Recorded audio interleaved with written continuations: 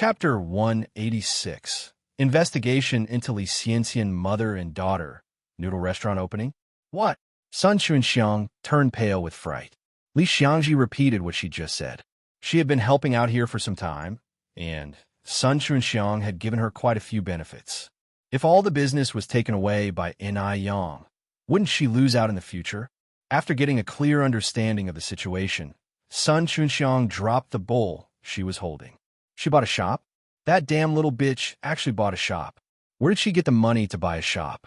Ni Yang had been gone for so long. Sun Chunxiang thought she was dead. Unexpectedly, she had secretly bought a shop. For a moment, Sun Chunxiang was both furious and envious. She was just getting by, and Ni Yang came to steal her business again. How could someone be so shameless? Then Sun Chunxiang said, Xiangji, go to Ni Yang's place now and find out if this news is reliable. Okay. Li Xiangji nodded and ran off. Sun Chunxiang steadied her nerves and continued to serve her customers. Just then, 3 noodle-eating customers arrived at the stall. Before they could get seated, a middle-aged woman came from across the street. Xiaoli, Xiao Xiao, Xiaowang, stop eating here. The Boss Noodle restaurant opens tomorrow, and you'll even get a free sour plum soup. Really? The 3 of them were extremely excited. The middle-aged woman said, Of course it's true. Everyone is heading over there now to get familiar with the place. Do you want to go have a look? We do. Sun Chunxiang, standing in front of the iron pot, turned black with anger and immediately chased after the 3 customers, saying, Hey, don't go. The noodles are already cooked. How about I give you a 5-cent discount per bowl? One of them turned back and said, No thanks. The flavor here is not as authentic as what the little boss has. 3 cents a bowl, and they still want it to be more authentic? Pa! Sun Chunxiang spat fiercely on the ground. Disgusting poor bastards. I don't even want to do business with you. A large crowd had gathered in front of Ni Yang's shop. Li Xiangji was one of them, standing in the middle of the crowd, tiptoeing and craning her neck to see the renovation inside the shop. The door was made of glass. The interior was simply arranged, easy to see at a glance. Pictures of pickled fish noodles were stuck all around the walls. It looked hot with sesame, chili, green onion, and cilantro sprinkled on top, a very visual impact, making people salivate and couldn't wait to try a bowl. Color cameras had been introduced in 1936, but at this time, few people used them to photograph dishes for promotion. Ni Yang must be the first in the city to do this. To take these photos, Ni Yang spent quite a sum, a luxury few businesses could afford. No doubt, Ni Yang's idea was simply too brilliant. Many onlookers marveled in their hearts that this little boss was really good at doing business. Some of the other businessmen even planned to copy this business strategy after they got back. When Li Xiangji got back, she told Sun Chunxiang about it. Upon hearing this, Sun Chunxiang was so furious that she couldn't stand it. She could already foresee the miserable scene tomorrow. No, she must come up with a plan to retain her business. Is Ni Yang selling a bowl for 5 cents less tomorrow and also giving out a cup of sour plum soup? Sun Chunxiang followed up asking. Yes. Li Xiangji nodded, but not everyone gets a 5-cent discount. Only those with cards get it, but everyone does get a sour plum soup. Okay. Sun Chunxiang nodded. Then we'll sell it for 1 cent a bowl. Since fish was not expensive, the cost of a bowl of noodles was about 3 cents. Even if they were sold for 1 cent a bowl, there were still profits to be made, just less than before. Although she was at a disadvantage in terms of taste, she could drop the price. Let's see if Ni Yang has the guts to lower her prices too. She didn't believe that if she sold it for 1 cent a bowl, no one would come to eat. At around 5 o'clock the next morning, Ni Yang arrived at the restaurant. Although the opening time was set for 6 o'clock, people started lining up around 5:30. At around 5:40, a small truck parked in front of the store and 5 or 6 workers started arranging flower baskets at the entrance. Someone also brought a red carpet. Ni Yang wondered, Sir, are you sure you've got the right place? I didn't order these things. The flower delivery man checked the delivery note. It's 518 Yurtist Road, all right. These things were ordered by a Mr. M.O. to be delivered here. Mr. M.O.? Ni Yang raised her eyebrows slightly. Could be M.O. Chishan? It seemed that there was no one else. While she was thinking about this, Immerse strolled over with a porcelain cat. Yang Yang, I wish you a successful opening. Hey, race a lucky cat for you. The lucky cat originated from our country and had existed for more than 1,000 years. At this time, they were imported goods and quite expensive. Thank you. And Yang took it.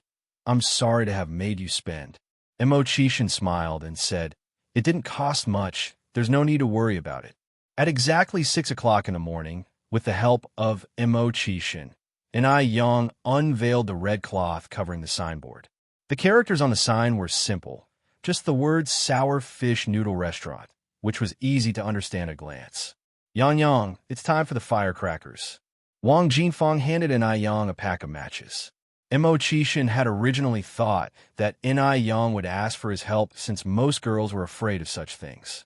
But Yang didn't hint at needing any help. She walked directly to the firecrackers, slowly lit the match, and lit the firecrackers. As the firecrackers crackled loudly, Yang calmly turned around. The moment Yang emerged from the dense smoke, Immerse couldn't help wondering, was she really not an immortal who had descended from the clouds? As the firecrackers sounded, the restaurant was instantly filled with customers. Boss, we need 3 bowls of noodles over here. We want 5 bowls over here. Chapter 187, Marketing Strategy, Buy a House to Save for Wife. One Yang was busy receiving money, serving noodles, and taking orders. Meanwhile, Zhou Qingshang and Wang Jinfeng were bustling in the kitchen. Even Mo Baichuan had joined in the delivery of the dishes. Due to the lack of seats in the store, many people ordered a bowl of noodles and squatted outside to eat. They enjoyed the spicy and tangy pickled fish noodles while sipping on the appetizing sour plum soup. The enjoyment was extreme. There was a lively atmosphere both inside and outside the store. Those who had never eaten pickled fish noodles couldn't help but order a portion. Business was booming, and the queue of people never ended. This scene made the bosses of nearby shops turn green with envy. Sun Chunxiang arrived quite early in the morning. Unlike usual, there was no queue in front of her stall this morning. Seeing the deserted stall, Sun Chunxiang's face fell. She knew where all those customers had gone without having to think about it. And Yang, that damn bitch. Sun Chunxiang had thought that lowering the price of pickled fish noodles to 1 cent a bowl in the morning should surely attract many people. However, reality had dealt her a heavy blow. Seeing Sun Chunxiang like this, Li Xiangji was scared to even breathe. After all, her livelihood now depended on Sun Chunxiang's mood. After a while, Li Xiangji hesitantly suggested, Sister, don't worry. Maybe it's too early, and everyone hasn't come out yet. This reason was far-fetched. Even Li Xiangji didn't believe it. Sun Chunxiang's eyes bulged. You go now and see what's happening in that bitch in Yang's store. Oh, Li Xiangji immediately took off her apron. I'm going now. Li Xiangji was flabbergasted as soon as she reached the entrance of the noodle restaurant. What does it mean when a door is like a marketplace? This was what it meant. What a contrast between boom and bust. If Sun Chunxiang saw the scene at Yang's, she would probably jump off a building out of anger. Even seeing this made Li Xiangzi's eyes red with envy. Sun Chunxiang used to make over 5,000 yuan a month just by running a stall. According to Yang's business, doesn't she make 20 to 30,000 a month? My goodness, that's terrifying. 20 to 30,000. That's more than what most people make in several years. Although Yang's noodles were really delicious, smelling the fragrance from the shop, Li Xiangji couldn't help but swallow her saliva. After going back, Li Xiangji told Sun Chunxiang about the situation. Hearing this, Sun Chunxiang was consumed by jealousy. As long as Yang existed, she couldn't continue her business. That little bitch was driving her into a corner. Sister, don't worry. The reason why Yang's place is busy is because of the good taste. If we can improve our flavor, we won't worry about having no customers. Li Xiangzi's words hit the nail on the head. Every person is a hidden foodie, so they don't care if the pickled vegetable noodles are 3 cents a bowl or 1 cent a bowl. They just want a good taste. After all, there aren't many good things to eat these days. Pickled fish is a novelty. Sun Chunxiang understood this, but no matter how hard she tried, she couldn't replicate Enai Yang's flavor.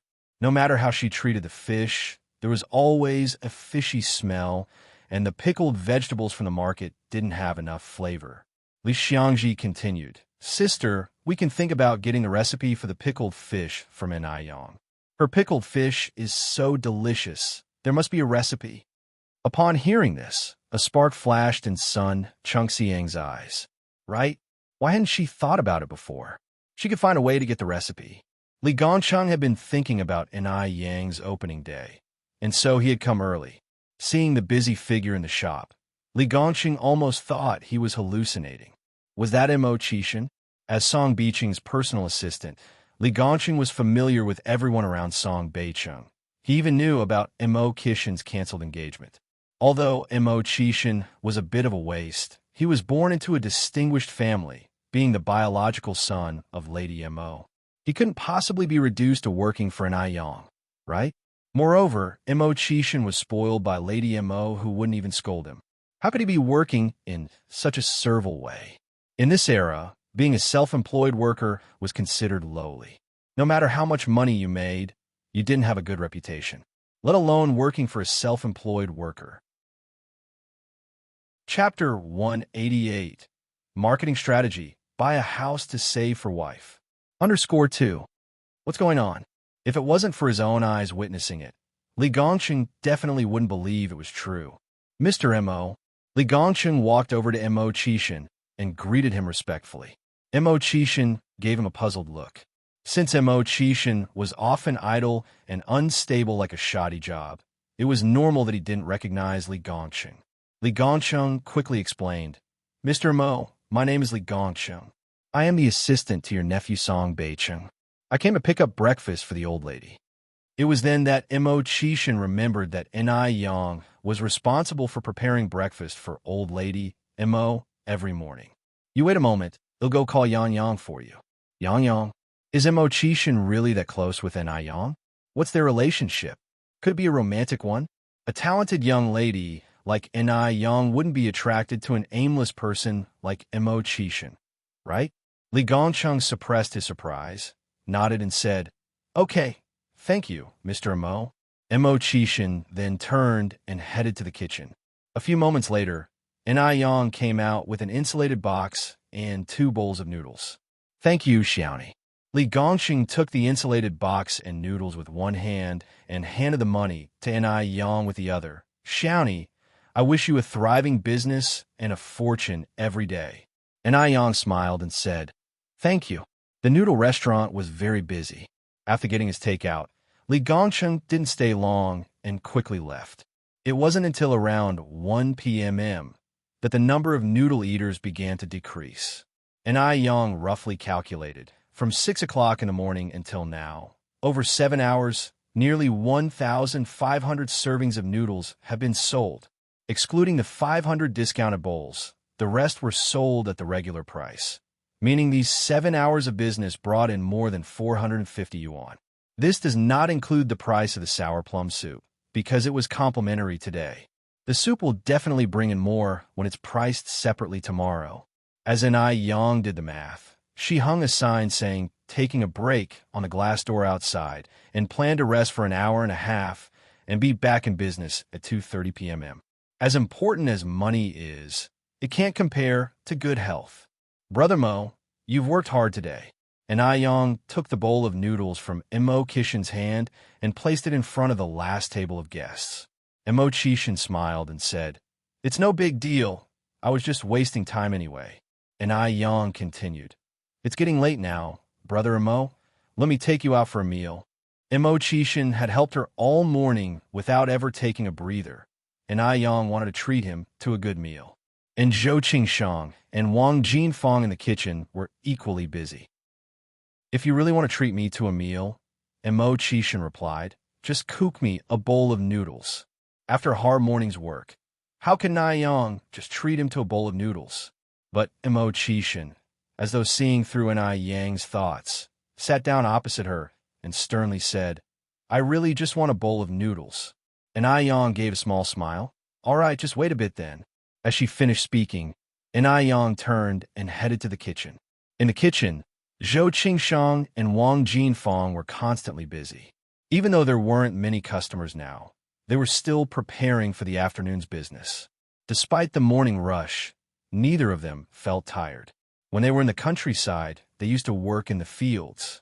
No matter how hot the sun was, they could not rest for a moment. Compared to the dirty and tiresome farm work, this was nothing. Aunt Zhou, Aunt Jinfang, you've worked hard. And Ai Yang rolled up her sleeves. Don't worry about it for now. Go rest in the front room for a while. It'll cook the noodles for you. Zhou Qingshang smiled and said, It's not laborious. Not laborious at all. Wiping her apron, Wang Jinfang said, Yang Yang, we brought our own meals. You don't need to fuss. She had given them such a high salary. How could they still eat in Ai Yang's noodles? A person must know their boundaries. Remember, at this time, people only earn about 30 yuan a month working in a factory, but in Ai Yang gives them 60 yuan a month. And Ai Yang said, Aunts, you don't need to bring meals for noon from now on. I have plenty of noodles here. Unless you don't like the taste of the noodles here. On hearing this, Zhou Qingshang and Wang Jinfang quickly explained, No, it's not that we don't like the taste of the noodles. It's just that Ai Yang interrupted their words with a smile. Since you don't dislike the taste of the noodles, don't bring food during lunch hours anymore, or else you'll be upset. Chapter 189. Marketing Strategy. Buy a house to save for wife. 3. Upon hearing this, both Zhou Qingshang and Wang Jinfang felt immensely grateful. They understood that Ai Yang wanted to spare them the awkwardness, hence she said it in that manner. Although it was just a matter of one meal, in the long run, that could actually save them a considerable amount of money.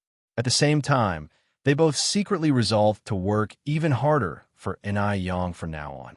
Ai Yang, guiding Zhou Qingshang and Wang Jinfang to the exit, said, 2 aunts, you may rest now. I am capable of handling this by myself. The noodles will be ready soon. Zhou Qingshang protested, but we really did bring meals for today. Ai Yang chuckled, then you can take them home and eat them tonight. Besides, I didn't cook only for you two, Brother Mo, and I also need to eat. Upon hearing this, Zhou Qingshang and Wang Jinfang relaxed significantly and went outside, sharing a laugh. Ai Yang tied her apron and started cooking the noodles. In no time, she prepared 4 steaming bowls of pickled fish noodles. With everything she needed already available in the restaurant, Ai Yang added other food ingredients like crispy fried eggs, green vegetables, bean sprouts, pork slices, chili, green onions, and cilantro. It transformed the simple dish into a deluxe version of pickled noodle soup. Ai Yang placed the bowls on the table and said, Aunt Zhou, Aunt Jinfang, Brother Mo, let's eat. Zhou Qingshang and Wang Jinfang glanced at each other, lifted the bowls from the table, and said in unison, We will eat over there. Young people should have their space for conversations. It wouldn't be appropriate for 2 old ladies to sit between them. The 2 women took their bowls and moved away. Thank you, Yang Yang. Mo Qishan accepted the noodles from Ai Yang naturally. Let's see how it tastes. Ai Yang watched Mo Qishan, anticipation in her eyes. This wasn't the first time Mo Qishan had tasted Ai Yang's cooking. Although he knew that the noodles wouldn't be disappointing, the incredible taste still left him awestruck. The noodles were chewy, and the sour and spicy soup was a delight. The fish was remarkably tender and delicious. No hint of fishy taste lingered, making one crave more. Despite being someone who didn't indulge in culinary pleasures, Mo Qishan couldn't help but sigh. No wonder there were so many people queuing up this morning. It's really delicious. Mo Qishan praised, giving Ai Yang a thumbs up. Ai Yang laughed and said, Then you have to finish all of it. If it's not enough, I can make more for you. That's enough, Mo Qishan replied. The bowls were huge and filled to the brim with generous portions of meat, eggs, and vegetables. Even with Mo Qishan's appetite, he would be unable to eat a second bowl. The noodles were just as satisfying for Zhou Qingshang and Wang Jinfang.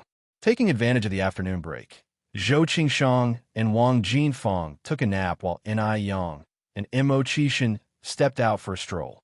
Walking shoulder to shoulder, their conversation flowed effortlessly. Ni Yang's understanding from her past life made it easy for her to converse on any topic with unique insights. There was no barrier to their communication. Mo Qishan was astounded. He felt like he had found a treasure. The duo discussed the future development trends. Ni Yang sighed and said, "If we have the money, it would be great to invest in real estate, especially in Beijing and Shanghai. It would be best to buy as many houses as possible there." In this era, people are generally content with their current situations and could not imagine the significant changes in the major cities in the next 2 or 3 decades. For ordinary people, owning a couple of properties would ensure financial stability for their later years. During Ni Yang's successful past life, she read a news report about a wealthy man in China who amassed his fortune in the 1980s by investing in real estate. He was able to collect an average rent of $30 billion a month. That would be $360 billion a year. And all of this with zero investment. There was no risk involved.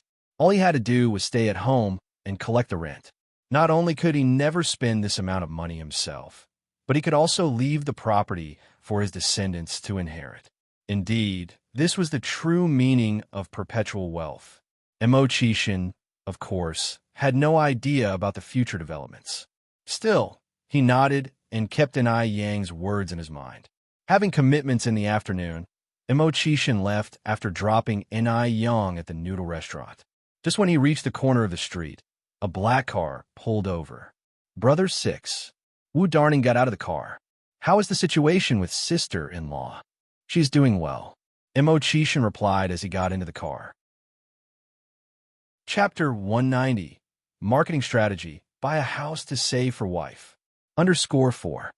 Wu Darning drove away.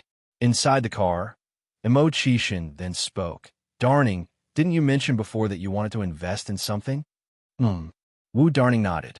Wu Darning was a rural man with poor living conditions in his family home. He hoped to invest his spare money into something that would increase his earnings and help his grandparents, parents, and siblings live a better life.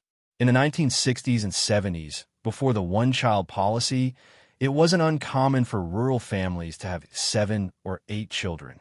Wu Darning, being the middle child, despite having made some money while working with Mo Qishan, he was unable to provide for his large family. "Invest in property," Mo Qishan then said. Wu Darning, puzzled, asked, "Brother 6, are you talking about buying houses?"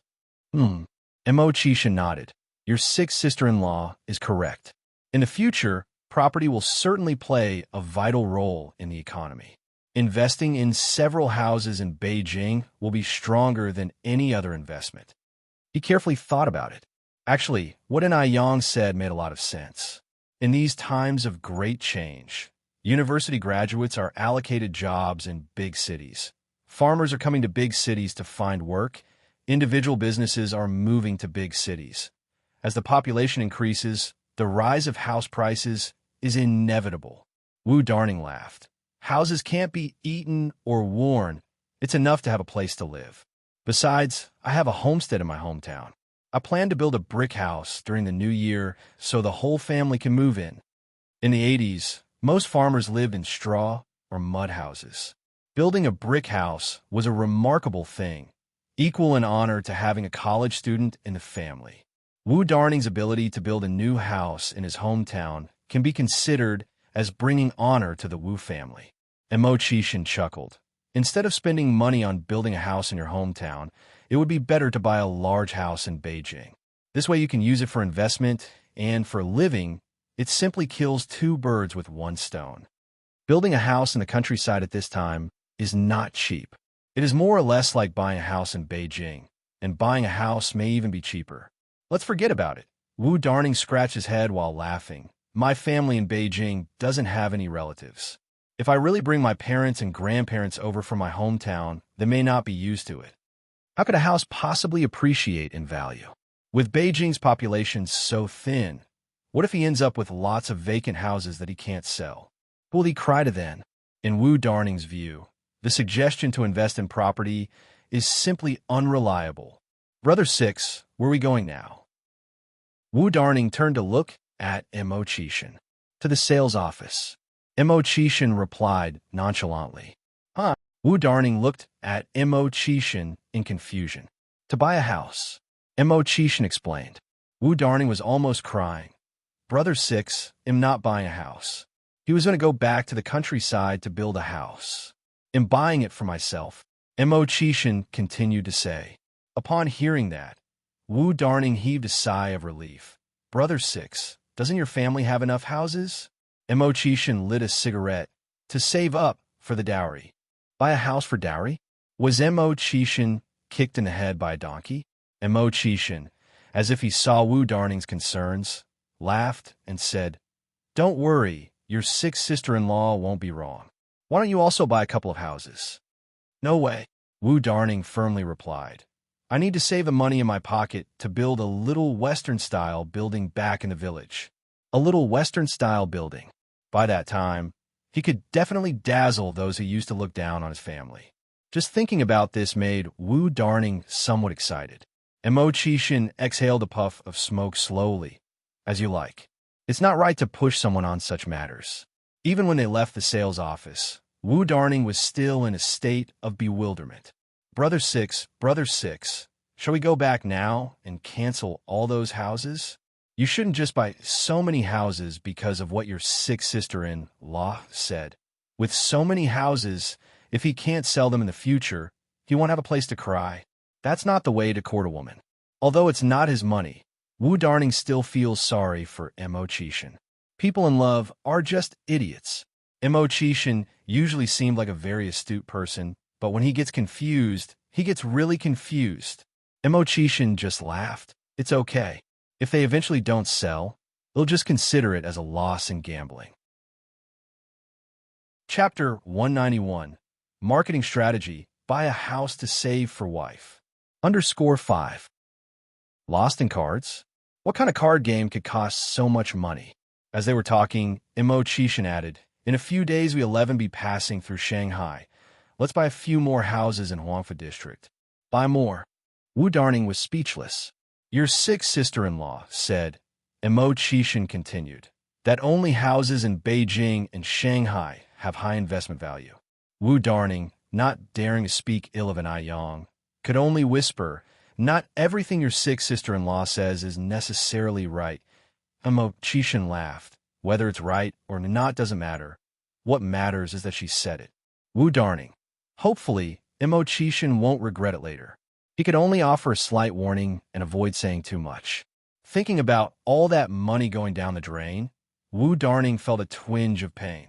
If he had that much money, he'd rather spend it on more food and clothes, not like Mo Qishan. Even putting in the bank to earn interest would be better than buying houses. Mo Qishan was the type who just did not turn back until he hit a wall. At 2:30 in the afternoon, the noodle restaurant opened on time. Even though the afternoon crowd wasn't as large as the morning, all the tables in the shop were always occupied. By dinner time, there was a line forming again. Luckily, an Aiyang had prepared plenty of noodles and fish soup in advance. Otherwise, they wouldn't have been enough. Despite good business, an Aiyang didn't stay open too late and closed punctually at 7:30. Firstly, it was for health reasons. Secondly, it was a marketing strategy. She had to keep her customers longing, maintaining an air of mystery to attract more new customers. If the restaurant were open all the time, it might seem too cheap to customers. That night, back home, an Aiyang sat on the bed and went over the day's accounts. She found that the day's total business actually amounted to 850 yuan. The total cost of electricity, water, gas, labor, and ingredients was about 2 yuan. After deducting these, the net profit was 750 yuan. Along with the good sales of facial cleanser and aloe vera gel in the past few days, she could make around 900 yuan a day, which amounted to 27,000 yuan a month.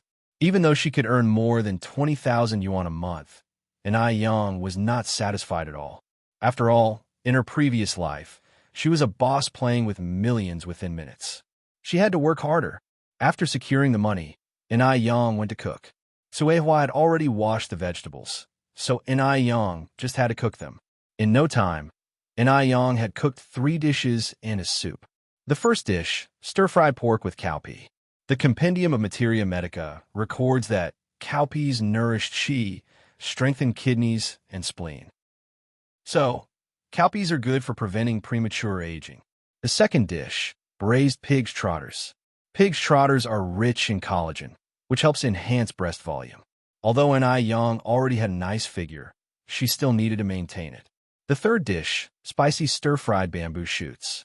Compendium of Materia Medica supplement notes that bamboo shoots are beneficial for the 9 orifices, circulation of blood, clearing phlegm, and removing food stagnation.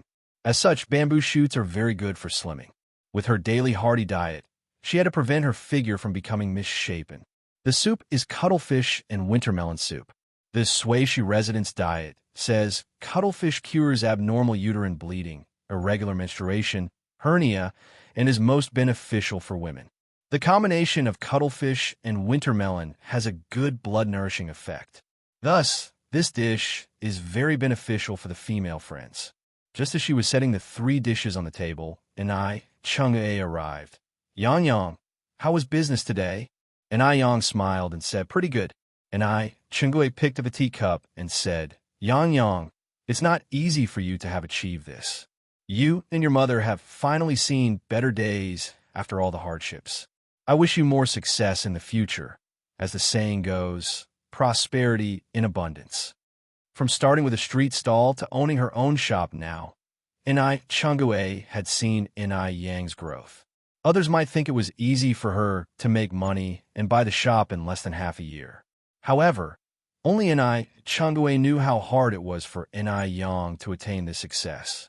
Every morning, she woke up between 2 and 3 o'clock. Before dawn broke, she was carrying 400 to 500 kilograms of soup to market. Rain or shine, she never took a day off.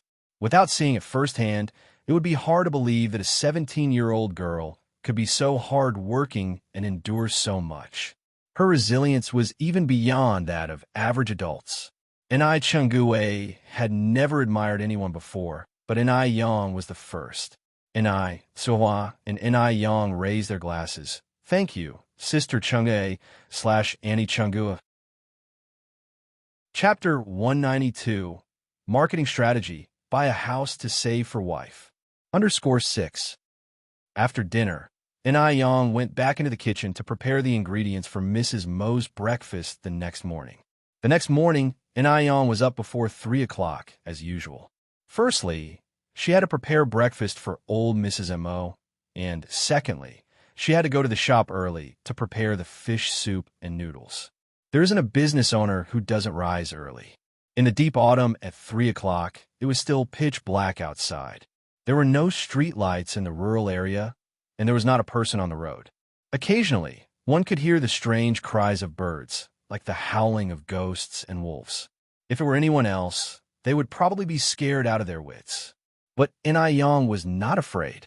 In her previous life, what had she not experienced? In fact, ghosts are not the scariest things. What's truly terrifying is the human heart. At 4 o'clock, Enai Yang arrived at the shop. She started simmering sour plum soup, preparing sour fish, and soon the small kitchen was filled with warm steam. Although Enai Yang told Zhou Qingshang and Wang Jinfang to arrive at the shop by 6 o'clock every morning, they were there at 5. Since Enai Yang was so good to them, they couldn't be ungrateful. One should know how to repay kindness. Seeing Wang Jinfang and Zhou Qingshang, Enai Yang exclaimed surprisingly, "Aunties, why are you so early?" Wang Jinfang and Zhou Qingshang immediately started helping. "We are used to getting up early at home, and we can't sleep. It's better to come early." Both Wang Jinfang and Zhou Qingshang were mothers of several children. If this were in a later era, they certainly could not have come so early, because as housewives, they had to wake the children, cook for them, send them to school, and take care of the children, along with a list of other chores. But at this time, it was different. The children of this era were especially resilient. Normal children of 5 or 6 years old could cook by themselves. 7 or 8-year-olds were even more adept at working. The few of them worked together, and soon it was 6 o'clock. As soon as the door to the noodle restaurant was opened, the waiting customers rushed in madly. Another busy day had begun. Li Gongcheng was earlier this morning than yesterday, and when he delivered the meals to the Mo family, it was only a little past 8. There were guests at the Mo family today, a woman in her 30s, slender, with her back to Li Gongcheng, her face somewhat unclear, but seeming pretty from her silhouette. "Old lady, this is today's breakfast." As Li Gongcheng's gaze slid over the woman's face, he couldn't help but feel a chill on his scalp. He could not have imagined that the face of this woman could be so. It was beyond description. If he had to describe it, it looked like a toad's skin. Her face was filled with big and small pimples, and her forehead was covered with acne marks and pockmarks. Ordinary people also suffered from pimples, but most would have only 2 or 3. Like her, with a face full of pimples, Li Gongcheng had never seen before. It was too ugly. "Aunt, seeing that you and Xiaodai are fine, I am relieved." The young woman spoke softly, her voice gentle as water. Li Gongcheng was stunned again. This woman is Mrs. Mo's niece from her maternal home, Lin Pingping. What was known was that Lin Pingping used to be one of the top beauties. When did she become like this? This was too horrifying. With these complex emotions, Li Gongcheng left Mo family. Inside the house, the conversation continued. Old Mrs. Mo sighed. "Pingping, what exactly did the beauty specialist say about your face?" The most important thing for a girl was her face. Speaking of this topic, Lin Pingping also sighed. She didn't know how much money she had spent for this face, how many skincare products she bought, but they were all useless, and it was getting worse and worse. She had been like this for over a year, and her relationship with her husband was deteriorating. Her husband didn't even want to touch her for 5 or 6 months. He bluntly stated that she was disgusting. Last month, for fear that her face would be contagious, he forcefully separated their rooms to sleep. She didn't know how much she had suffered from her mother-in-law and father-in-law. Now, there at her in-laws, even her food was served in a separate bowl. If it were not for her aunt, Mrs. Mo, supporting her, her husband would have divorced her a long time ago.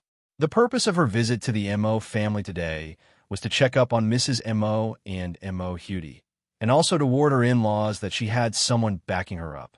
Although both her parents died, Lin Pingping won't allow herself to be bullied. Chapter 193. Marketing Strategy. Buy a house to save for wife. _7. Auntie, you don't have to worry. Experts in cosmetics abroad said my face will be fine. It will heal in a short time. Lin Pingping didn't want to worry the old Mrs. Mo, whatever her age. Upon hearing this, Mrs. Mo at last sighed relief. That's good. After a pause, she continued. Pingping, I hope you won't hesitate to tell your Annie anything you find difficult. Lin Pingping nodded. I know, Annie. Mrs. Mo then asked, by the way, is Hong been treating you well? Do your in-laws give you a hard time? When Pingping saw her Annie worrying about her, she felt the urge to cry, but she held it in. Yes, they are treating me well, especially Hong Bin. I'm such a beautiful woman he married. He wouldn't dare to treat me badly. She and Hong Bin were in a love marriage. At that time, Hong Bin's family had nothing. His parents, grandparents, brothers, and sisters all lived in a tiny 30-square-meter house provided by his father's office.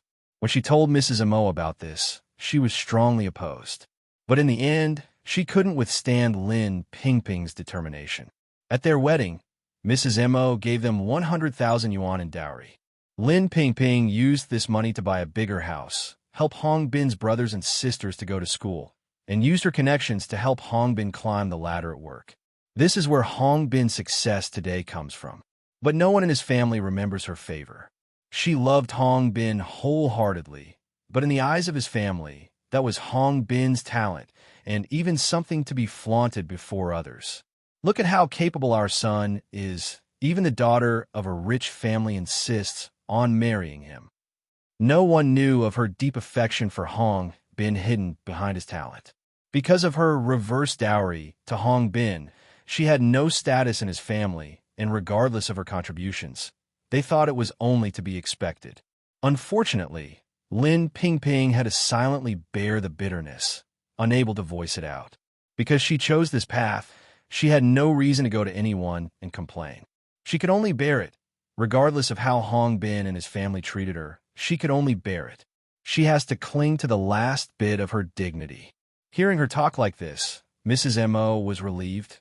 Right? Marrying you, such a good girl, the Hong family should count their blessings. Ping Ping, if you ever suffer any injustice, you mustn't keep it to yourself. Since your parents passed away early, your uncle and I are your surrogate parents. Speak up, and we will help you stand up for yourself. She knew that Ping Ping's in-laws were something else. This is why she opposed the marriage back then. Lin Ping Ping nodded. Don't worry, Annie. Mrs. M.O. continued. Let's not just chat. Come eat breakfast. Ping Ping, listen, I recently met a young, gifted doctor named Yang. Not only is her cooking delicious, but her medical skill is also excellent. She is the one who cured Xiao Dai. Lin Ping Ping exclaimed surprisingly. Really? As she opened the insulated box, Mrs. M.O. replied, Of course. Would I lie to you?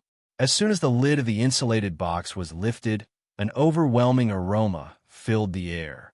Looking at the food inside, Lin Ping Ping said, Andy, have your teeth been feeling better lately, and are your eyes feeling better as well?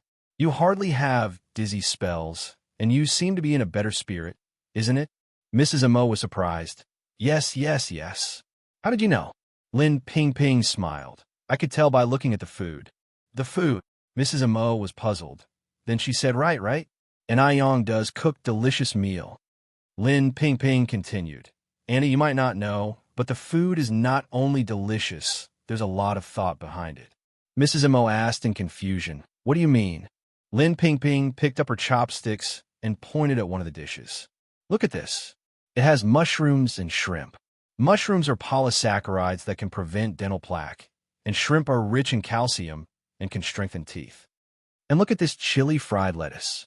Western medical research has found that lettuce is beneficial to the 5 internal organs, tonifies the muscles and bones, promotes heat, opens up the meridians, removes oral odor, and improves eyesight.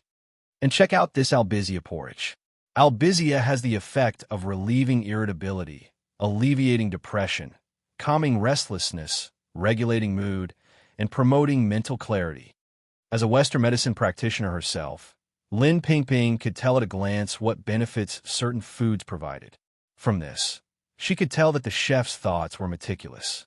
The meal she prepared was suitable for seniors, and she must have done some research beforehand. Upon hearing this, Mrs. M.O. was stunned. Does the food really have all those benefits? Yes. Lin Ping Ping nodded. Do you think I've been practicing medicine all these years for nothing? Mrs. Mo's eyes were filled with surprise. No wonder she has been feeling healthier lately. The food must have been well combined, and Yang really put a lot of effort into it. The most touching point to Mrs. M.O. was that Yang had never tried to earn credit for this in front of her. If Lin Ping Ping hadn't mentioned that, she wouldn't have known that there was such insight hidden in ordinary food. And Yang is truly a blessing to their family. Thinking of this, Mrs. M.O. couldn't help but smile again. Lin Ping Ping continued. By the way, Annie, I heard that something happened to Xian Xian. Is she doing better now? Chapter 194. How to be an onlooker. Bubble Tea L hearing this question. The smile on old Madame Mo's face gradually faded. Not yet. The doctor didn't rule out the possibility that she might fall into a vegetative state. She is currently still under observation. A vegetative state? Lin Ping Ping was quite frightened. How could this happen? Li Xianxian is only 20 years old this year.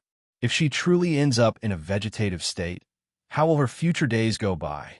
Old Madame M.O. sighed. Xianxian has always been quite an obstinate child.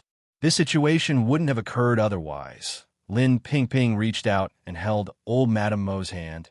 Auntie, don't worry. Xianxian is a good girl. She will definitely be okay.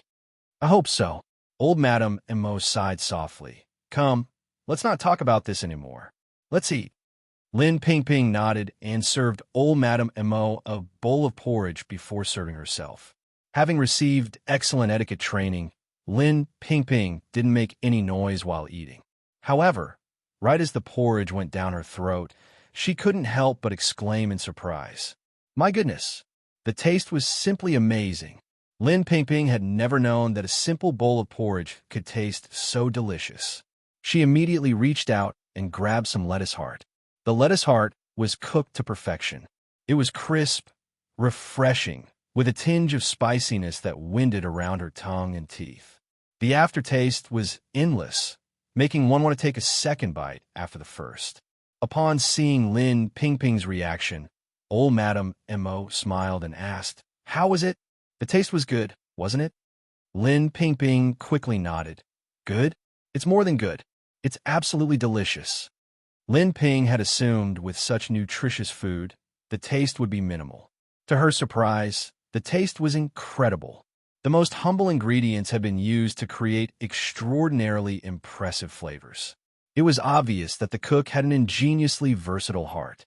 If it's delicious, then eat more. Don't go trying to be like those other girls, starving themselves for the sake of looking good. Old Madame Mo added more porridge in a Ping-Ping's bowl.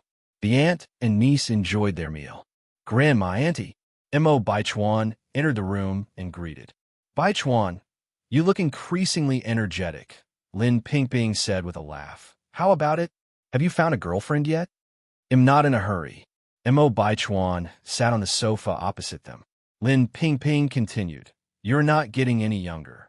Time to get serious. At this point, Mo Qishan had descended from upstairs. Mo Baichuan immediately stated, these things should be arranged by the elders first. Mo Qishan had just been dumped by Zhao Jingrong, and people were still gossiping about it. Mo Baichuan was purposely stirring the pot. Old Madame Mo knew that the relationship between this nephew and uncle had always been tense. Mo Baichuan was a remarkably outstanding person, already a big leader at the age of 26. As for Mo Qishan, he was already 27, and yet he remains unaccomplished and idle, naturally generating friction. One being her son and the other her grandson, with none of them being in the wrong. Old Madame Mo found it difficult to mediate the situation, so she could only pamper them and find ways to mediate. Lin Pingping could also sense the underlying tension between them and try to shift the focus. Your sixth uncle is your sixth uncle, and you are you. We're discussing something with your grandma right now. Without showing any anger or embarrassment, Mo Qishan walked over and said nonchalantly, You, my impressive nephew, need not worry about your sixth auntie's affairs. Somehow, Mo Baichuan found the word impressive to be a bit grating. Was it just his imagination? As an underachiever, Mo Qishan had no right to mock others. If it weren't for his seniority, Mo Baichuan would never tolerate sharing a room with such a person. In his workplace, someone like Mo Qishan wouldn't even qualify to serve him tea or water.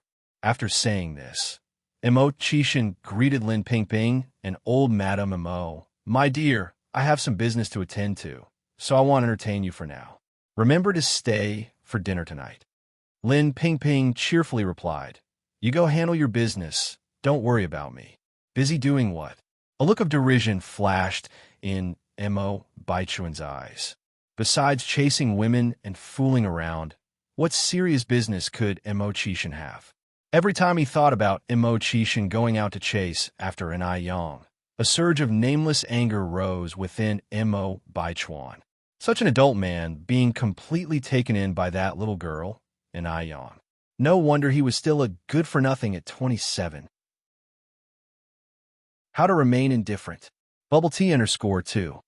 Indeed, him being labeled a waste by the outside world wasn't without reason. The conflict between uncle and nephew subtly spread across the room, with an oppressive atmosphere taking over. Old Lady Mo shifted the conversation smilingly. Baichuan, Xian is still hospitalized. Have you visited her? Upon hearing this, Mo Baichuan seemed to have been reminded of something, to which he replied, Grandma, didn't you mention last time that you wanted N.I. Yang to look into her condition? Old Lady Mo sighed. Indeed, she went. But Yang says she specializes in difficult and complicated diseases, and she doesn't know what to do when it comes to physical injuries. Mo Baichuan slightly furrowed his brows. According to his current investigation, Ni Yang's medical skills were indeed good. She cured Yang Gobeo's epilepsy and even cured Mo Hudi's stubborn illness, which had earned Dr. Ace's admiration. How could such a person be helpless against a minor injury? Could it be that she just didn't want to treat Li Xianxian? Then why wouldn't she want to treat Li Xianxian? Everyone says that doctors must show benevolence. Where was Ni Yang's benevolence? Could it be just because Li Xianxian was an orphan, lacking the financial and influential backing provided by the Mo family, that she didn't want to cure her? Or was it because Ni Yang didn't want to save Li Xianxian because of him? Mo Baichuan narrowed his eyes as he pondered, increasingly feeling that this was the case. After all, old lady Mo saw Li Xianxian as her future granddaughter-in-law, and Ni Yang had her own ulterior motives towards him. In this case, Li Xianxian was his main rival in love in the eyes of Ni Yang. This explanation made sense. After all, who would save their own love rival? Right, it must be this way. Mo Baichuan had always been meticulous in his thought processes, his deductive abilities far surpassing that of average persons, and the conclusions that he inferred were usually not far from the truth. Ni Yang was truly malicious, choosing to stand by and watch Li Xianxian's demise just for the sake of having him to herself. What right did she even have to be a doctor? The expression on Mo Baichuan's face grew increasingly dark. Seeing him like this, old lady Mo asked in concern, Chuan, what are you thinking? Only then did Mo Baichuan snap back to reality. Nothing, they'll pay a visit to Li Xianxian. Old lady Mo laughed. This child, why are you calling her by her full name? I'm leaving. Mo Baichuan picked up his suit on the sofa and strode towards the door. Old lady Mo stood up and called after him. Chuan, could you also check with Dr. Wang about Xianxian's current condition on your way? Without turning his head, Mo Baichuan replied, got it. Old lady Mo returned to the sofa and let out a slight sigh. Lin Pingping remarked, it seems like it's possible for Baichuan and Xianxian to be together. Old lady Mo chuckled and said, who knows? This boy is always up to something. Furthermore, Xianxian currently is... The rest of her words went unsaid. Annie, don't worry. Xianxian will definitely be fine. And by the way, there's a nice girl in our office. I am thinking about introducing her to the youngest one. What do you think? Lin Pingping interjected. At this, old lady Mo's spirits lifted. Really? Lin Pingping nodded. Old lady Mo asked excitedly. What does the girl look like? What's her character? Is she good-natured? The most important factors for her now were the girl's character and appearance. Family background was not that important. Lin Pingping smiled and said, her character and appearance are quite good. She's from a scholarly family. Her maternal grandfather was once a local scholar. Old lady Mo nodded her approval. Good. Scholarly families are great. I love those who can reason. In old lady Mo's heart, her favorite candidate was Ni Yang.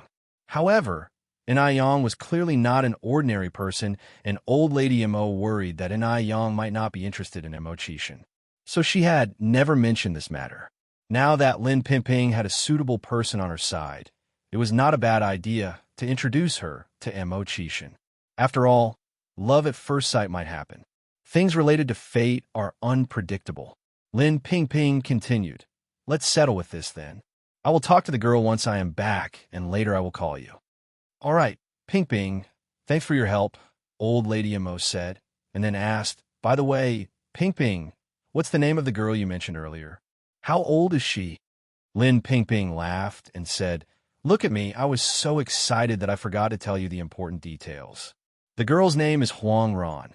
She is 22 years old and a college graduate. Though only holding a college diploma, she still held a better status than Mo Qixin. Mo Qixin hadn't even completed high school. He simply had no right to be picky. Old lady Mo nodded her head. That's perfectly fine then. Let's go with this. How to stand by and do nothing. Bubble tea _3. Grandma. Aunt. Are you going to find an aunt for uncle? Mo Hudi suddenly appeared. Her bright eyes stared at Mrs. Mo and Lin Pingping.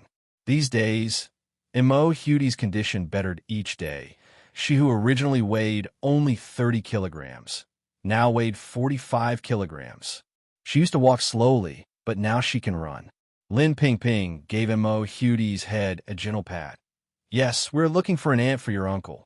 Mo Hudy tilted her head and thought for a moment. I think Sister and Yang is very good. Old lady Mo laughed gently. As if suddenly remembering something, Lin Ping took out a long box from her bag. Oh, Hudy, Aunt Ping has prepared a gift for you. Open it and see. Perhaps because Mo Hudy had a similar experience to hers, she couldn't help but feel pain when she looked at Mo Hudy. Mo Hudy couldn't wait to open the box and exclaimed joyfully, Wow, a Picasso pen. Thank you, Aunt Ping. Over the years, although Mo Hudy had always been sick and never went to school, she was exceptionally bright. Under the guidance of home tutors, she had mastered subjects beyond high school, showing particular talent in literature. She enjoyed practicing handwriting and writing in her spare time, which was her only hobby over the years. A good pen was a more precious gift for her than anything else. Lin Ping smiled and said, Ping, glad you like it, Hudy. Mo Baichuan made a trip to the hospital. Li Xiangxian's condition wasn't looking well. She lay on the bed, looking like a lifeless corpse with a horrifyingly pale face. Mo Baichuan couldn't understand how Yang, being a doctor herself, could idly stand by witnessing Li Xianxian in such a state. Did she not have even a shred of sympathy left in her? To win his favor, Yang really was resorting to any means. And that Mo Chishan was an idiot too. He had lost sense of right and wrong. How could he not see through Yang's poor acting? He was an embarrassment. And if the century-old foundation of the Mo family were to fall into his hands, then the demise of the Mo family was not far off. Mo Baichuan was deeply frustrated. Today was Yang's second day of business, and it was still booming, but the sour plum soup did not sell as well as she had imagined.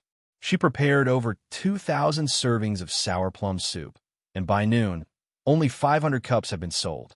Just so you know, over 1,500 servings of pickled fish noodles were sold out. If the sales of sour plum soup don't pick up, she would make less money each day. This couldn't go on. Yang was taking orders and counting money while thinking about her situation. When she went into the kitchen to serve noodles, she overheard the following conversation in the bustling dining hall. Mommy, I want to drink the sour plum soup.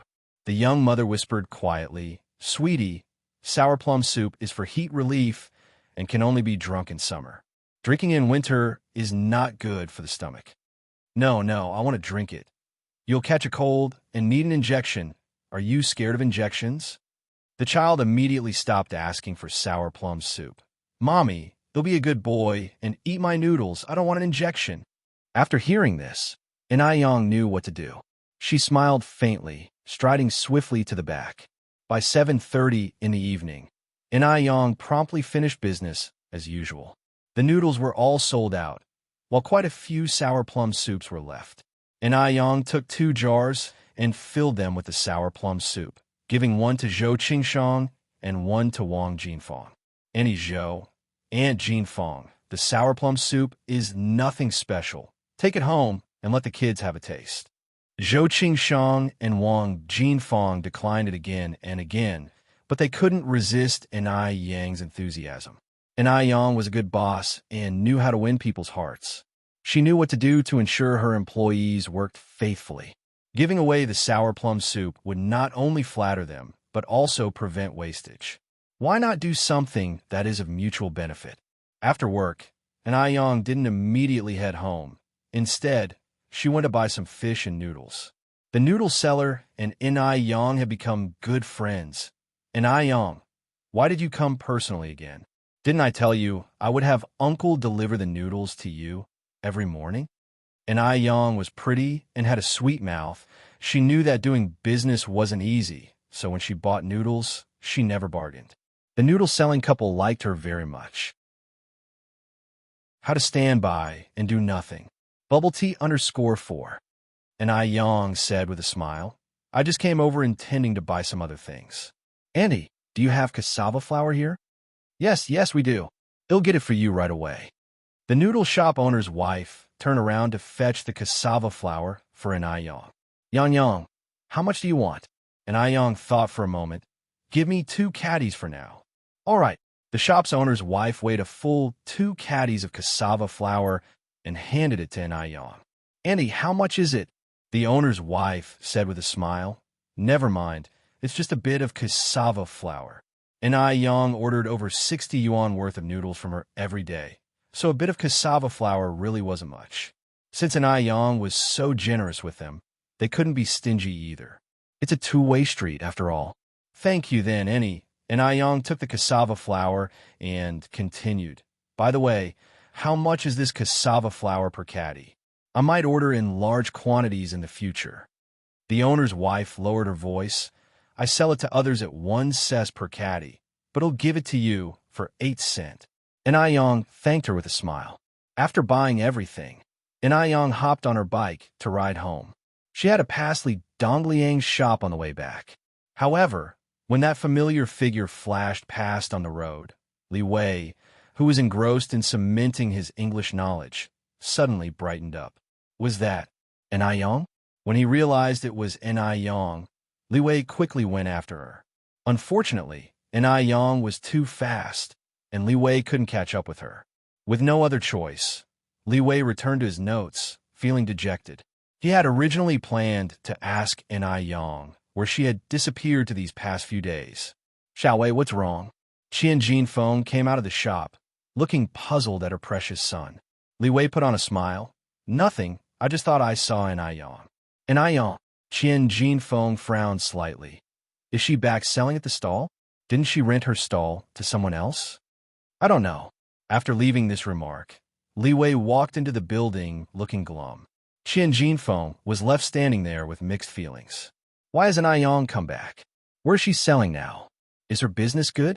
Is she back to seduce her precious son? She can't allow her son to get entangled with the likes of her. So Qian Jinfeng ran after Li Wei, speaking gravely. Xiaowei, you're a senior high school student now, and next year you're going to take the college entrance exam. You absolutely can't let yourself get distracted at a time like this. Yang might have a pretty face, but can a face provide meals? From what I can see, I doubt she even finished primary school. How could she possibly be good enough for you? You're going to be a university student. I got it. Li Wei responded casually, then, with a thud, closed the door behind him. Qian Jinfeng didn't give up and continued to ramble outside the door. Inside, Li Wei directly tore off 2 small pieces of paper and stuffed them into his ears. After Yang got home, she began preparing to make a new beverage. She had already thought about it during the day. Given that sour plum soup, a cold drink, wasn't suitable for winter, she could create a hot drink. A steaming cup of hot milk tea in winter not only warms the body, but the stomach as well. Doesn't that sound wonderful? Let's do it then. Yang brought out the cassava flour she had bought, mixed it with brown sugar and water to make into small balls, boiled them until they were cooked, and voila! She had black tapioca pearls. Once the pearls were ready, Yang opened a tin of tea leaves, scooped out a small handful, and placed them in a pot, added water, and boiled it until the tea was the right color, followed by adding milk and simmering it on low heat. At this point, the aroma of the milk and tea fusion began to permeate the air. The scent was rich and intoxicating. Yang took 3 cups, placed a small spoonful of the pearls inside each, followed by the freshly brewed milk tea. After all of this, Yang brought the milk tea to the living room.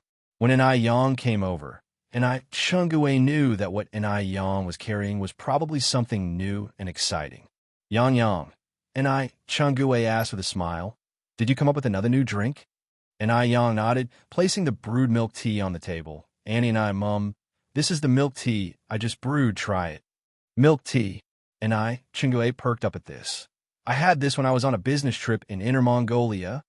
Yang said with a smile, then try it and see if mine is as good as the one you had in Inner Mongolia. How to stand by and watch. Bubble tea _5.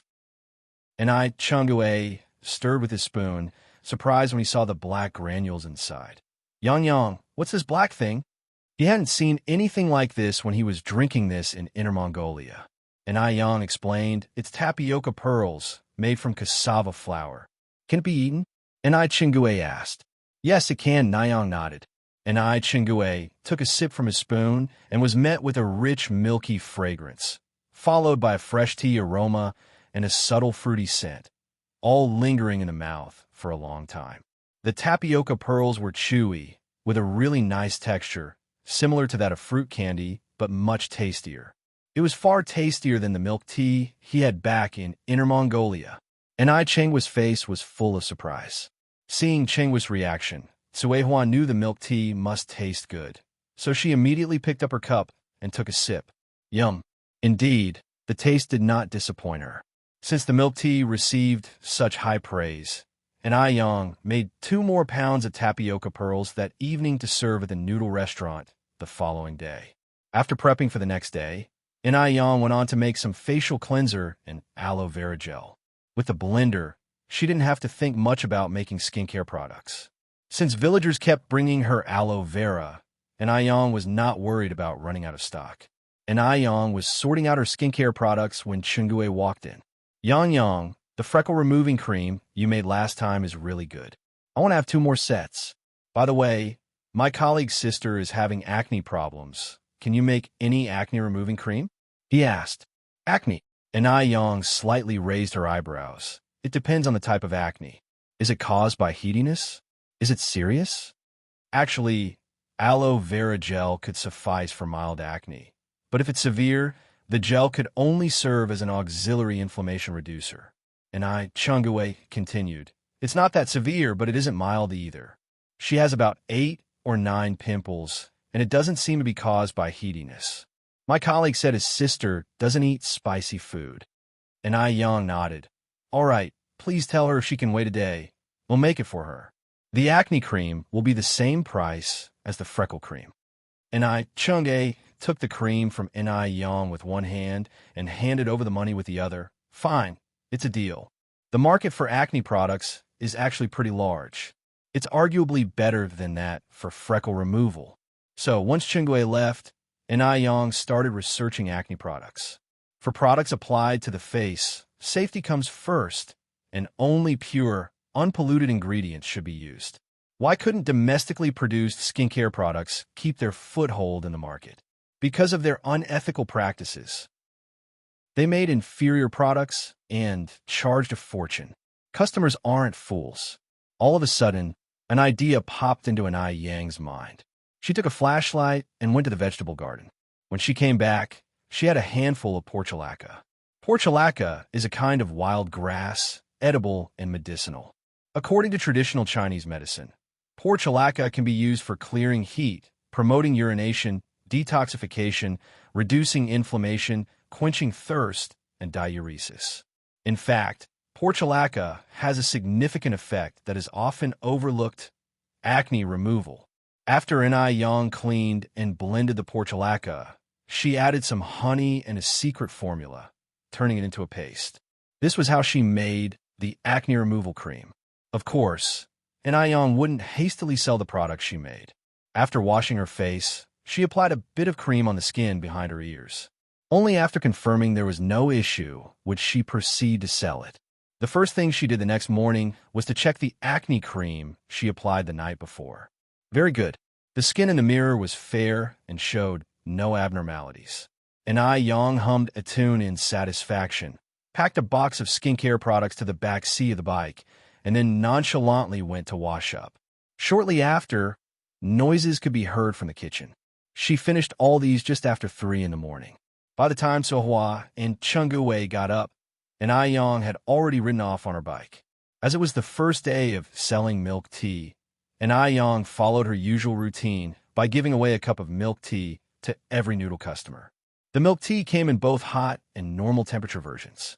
Everyone was drinking milk tea for the first time, so as expected, Yang received countless positive reviews.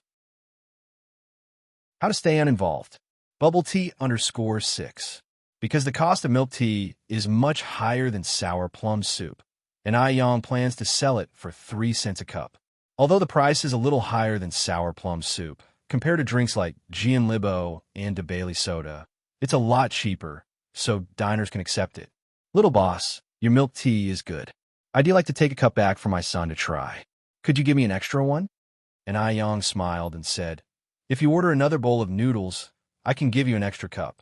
With so many customers in the shop, she couldn't break her rules. If she gave everyone an extra cup, she wouldn't need to do business anymore. What if I buy it alone? And Ai Yang explained, if you buy it alone, it's 3 cents a cup. The promotion of getting milk tea with noodles is only for today. There won't be any tomorrow morning. All right, then cook another bowl of noodles for me. Only a fool would buy just 1 cup. People of this era have small appetites because they lack nutritious food, so they eat a lot. She could even eat 2 more bowls, let alone 1 more. After finishing her morning work, Ai Yang took her skincare products to Wang Meifeng's unit during lunch break. Aunt Wang, here are the facial cleanser and aloe vera gel you wanted. Oh, and these samples are for acne treatment and freckle removal. You can give them to people with acne and freckles. If they like it, they can buy it from me. Wang Meifeng took the box. All right, Yang Yang, I got it. Thanks to Ai Yang's skincare products, Wang Meifeng is now extremely popular at the company. Everywhere she goes, people take the initiative to greet her, and even many people she doesn't know come to find her. Even a number of leaders have bought skincare product from her. This isn't because she's selling Ai Yang's skincare products, but because Ai Yang indirectly helped her expand her network. As the saying goes, the more people, the better things will go. Who doesn't have a little trouble at home? Not only did Ai Yang cure Yang Guobao for her, but she also did her such a big favor. Ai Yang is simply her benefactor in life. After returning to her office, Wang Meifeng was immediately surrounded by a group of colleagues. Meifeng, how about it? Does the ice-skin jade flesh from Divine Doctor have any stock now? Yes. Wang Meifeng laughed and distributed the skincare products to everyone, then gave the samples for acne and freckle removal to colleagues with acne and freckles. Lu Fen watched with her eyes turning red. She also wanted to buy a set of ice-skin jade flesh from Wang Meifeng, but she didn't have the face to ask, especially since she had previously mocked Wang Meifeng, calling its skincare products for ugly faces. She regretted it. She shouldn't have done that back then. Lu Fen wished she could slap herself a few times. After a long struggle, Lu Fen finally saw Wang Meifeng at the bathroom door. She mustered up the courage to approach her and initiated the conversation. Meifeng, are you going to the bathroom? Upon hearing this, Wang Meifeng got goosebumps all over her body. What's up? Why are you acting so strange? Besides going to the bathroom, what else could I do in the bathroom? Lu Fen laughed and said, Meifeng, I'm sorry for what happened before. It was all because of my narrow mind. Please don't take it seriously. I'm the kind of person who has a bad mouth, but a good heart. Wang Meifeng said, with your good heart, you could curse your relatives with ugly faces and unable to marry. Lu Fen gave a dry laugh. Meifeng, you know all about it. I'm sorry, at that time, I was led astray. I didn't mean it. Actually, Lu Fen's apology seemed quite sincere. Wang Meifeng didn't beat around the bush and said bluntly, just say what you want.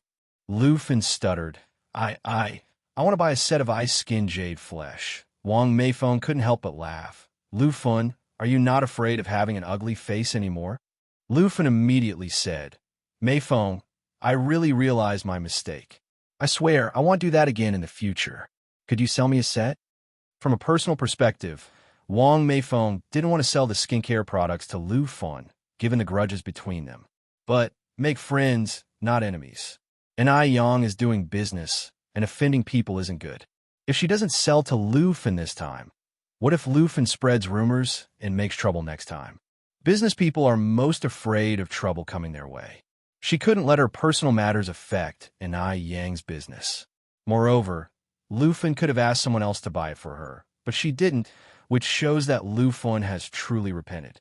In this case, there was no need for her to hold onto Lu Fen's faults, bearing in mind that Lu Fen had never apologized to anyone besides the leaders before.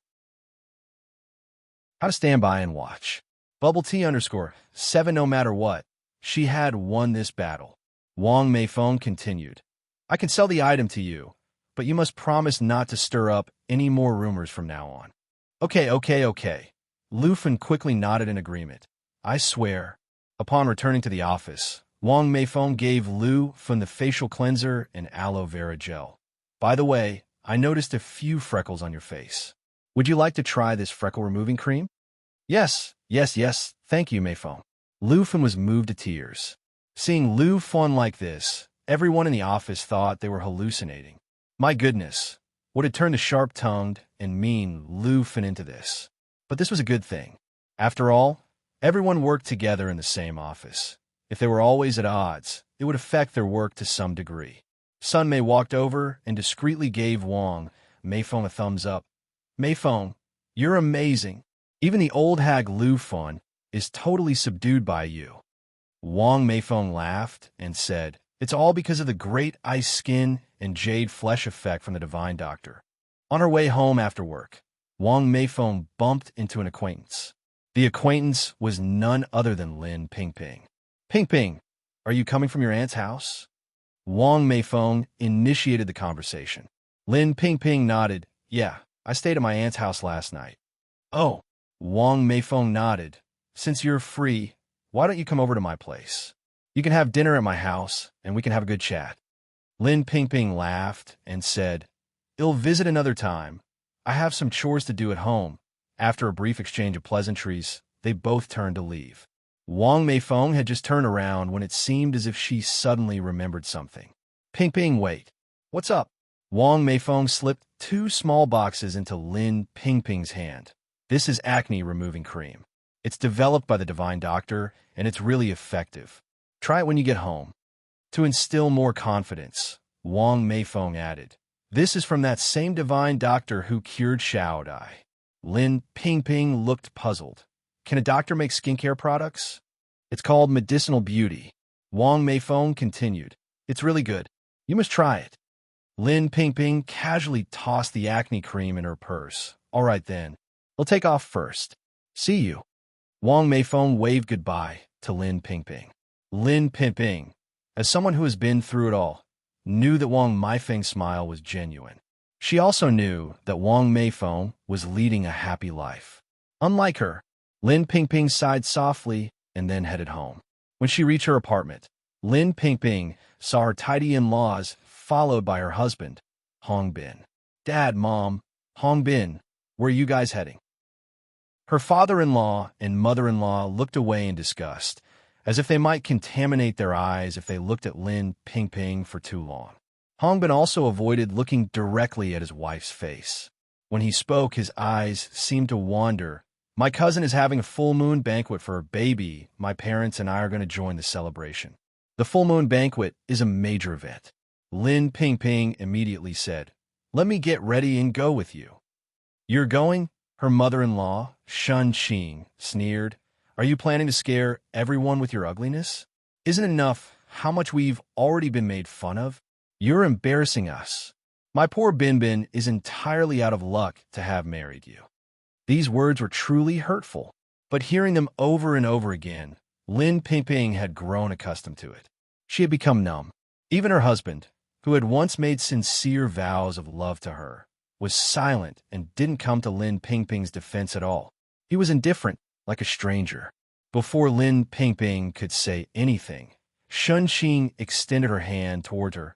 You went to the Mo family yesterday. Did they give you any money again? Hand it over. Everything in this house, from the social interactions to the cooking oil and salt, requires money. Don't think about stashing it away. Lin Pingping's voice was very calm. I didn't take any money from my aunt. What? You didn't? Upon hearing this, Shun Qing flew into a rage. You worthless wench. Do you think our home is a bank?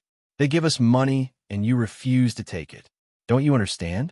Everything you eat and drink belongs to my son. You're a cheap good-for-nothing who married into our family out of desperation. Shun Qing was a classic evil mother-in-law. Having been ill-treated by her own mother-in-law, when she had finally become a mother-in-law herself, she, of course, wanted to assert her power. Moreover, Lin Pingping had married into the family of her own volition. Shun Qing's sneering immediately attracted the attention of other people in the same building. She had to begrudgingly close her mouth. It was only then that Hongbin raised his head to look at Lin Pingping and sighed helplessly. Don't blame my mom for her harsh words. She has a point. Since the Mo family has money, why should it be an issue if they share some with us? Look at your cousin Bai Chuan from the Mo family. A watch on his wrist is as expensive as a house. And Mo Chishan, that spendthrift, he's already 27 and doesn't have a proper job, completely dependent on his family. What does that tell you? That the Mo family certainly isn't short of money. Let it go this time. Learn to be smarter next time. Whatever they offer, accept it. Don't act modestly. Hongbin said a lot in one breath. As Lin Pingping recalled Wang Maifeng's smiling face, she felt both frustrated and angry. Her heart ached. She didn't wait for Hongbin to finish and turn around to walk away. This ugly woman, she dared to show us attitude. Does she even respect me as her mother-in-law? Divorce. I want a divorce tomorrow. Let's see who would want this ugly woman. Shen Qing jumped up angrily. Hongbin said, let it go, Mom. Don't stoop to her level. Let's head over to my aunt's place first and deal with her later. After Lin Pingping came back, she opened the door to her room and lay on the bed, staring blankly at the ceiling. She had become ugly now, but when she married Hongbin, she was one of the most beautiful women. When exactly did her life take such a downturn? After a while, Lin Pingping mindlessly tossed her purse on her vanity, creating a clattering sound as something fell out of it. She turned her head to see. It turned out to be the acne cream Wang Meifeng gave her. Who's to blame if one's own son is not promising? Break the siege, acne cream? Lin Pingping's ears suddenly echoed with Wang Maifeng's words. Wang Meifeng had said that this acne cream was very effective and was made by the divine doctor. But over the years, she had already used too many acne products that claimed to be effective, including cosmetics medications developed by foreign professors. Yet, her face seemed to have developed immunity to these products. No matter what was applied, it couldn't prevent acne from growing. Would this tiny box of acne cream really work? Lin Pingping sat up from the bed and picked up the light green box. Lifting the lid, her eyes met a light brown, cream-like substance.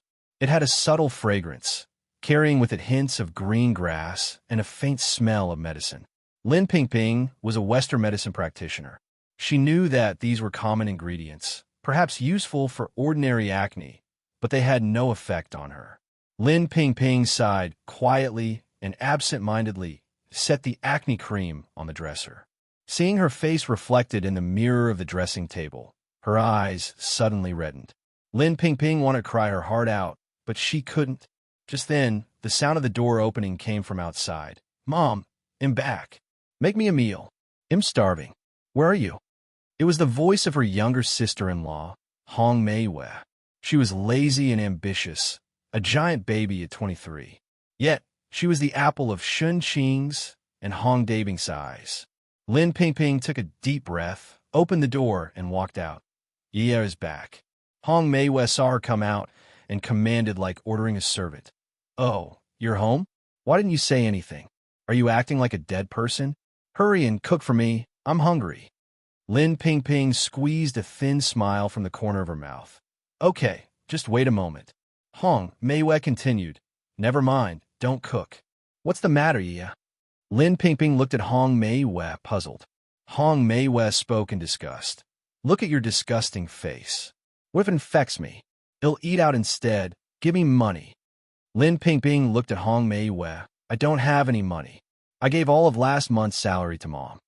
In the Hong family, every penny of her monthly salary was handed over to Shen Qing. No money. Hong Meiwei squinted. Didn't you receive a bonus last month? Where's that bonus?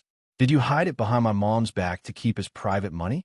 Lin Pingping did indeed receive a bonus last month. That bonus had been spent on a Picasso pen for Mo Hudi.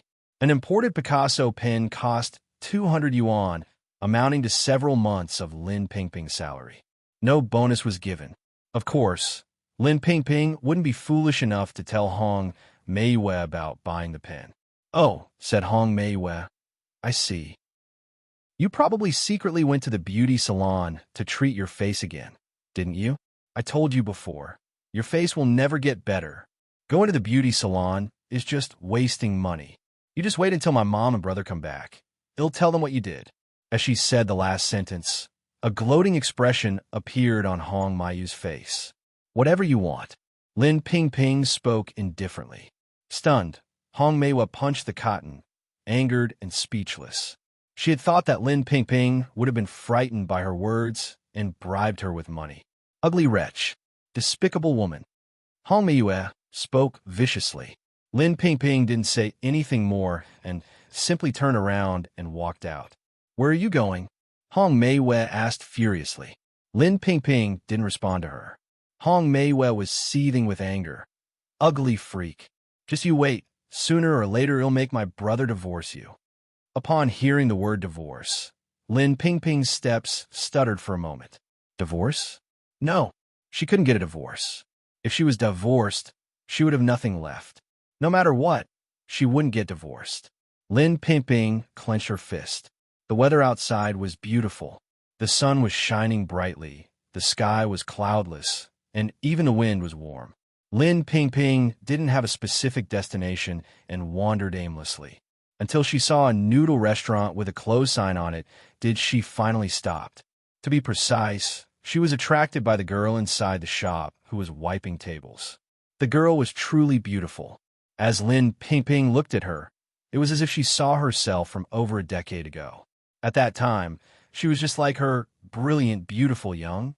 Dumbfounded, Lin Pingping watched, her eyes filled with longing and envy. Who's to blame if one's own son is not promising? Break the siege _2. It is wonderful to be young. After a moment, Lin Pingping took her eyes away, walking forward absent-mindedly. She didn't even realize she had bumped into someone. "Aunt, are you all right?" Only then did Lin Pingping react. "I'm fine." The young man who was bumped didn't say much. He carried a book in his hand and kept walking forward. He stopped in front of the sour fish noodle restaurant. A middle-aged lady came out with a smile. "I'm sorry, young man. We're closed now. We will be open at 2:30 in the afternoon." The young man responded, "Aunt, I am here to find an Yang. Is she here?" The middle-aged woman nodded. "Oh, you're looking for Yang Yang. Hang on, I'll call her for you." As Zhou Qingshang spoke, she walked towards the kitchen. In a moment, an Yang came out. Upon seeing the young man, she paused before saying, "Li Wei?" Indeed, it was Li Wei. Having seen an Yang on the street last night, Li Wei had made some inquiries and found that an Yang had opened a noodle restaurant here. At first, Li Wei couldn't believe that an Yang would open a noodle restaurant, and only standing inside the restaurant did he realize that an Yang had indeed opened one. First a stall, and now a restaurant. An Yang was beyond his imagination. "An Yang, it's been a long time since we last met. I thought you left Beijing. I didn't expect you to open a noodle restaurant. Congratulations." An Yang smiled. "Thank you." Li Wei continued, "I am puzzled by a math problem. Could you help me with it?" An Yang nodded, "Sure."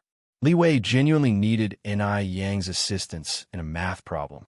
It was a very difficult problem, one which not even the class monitor could solve.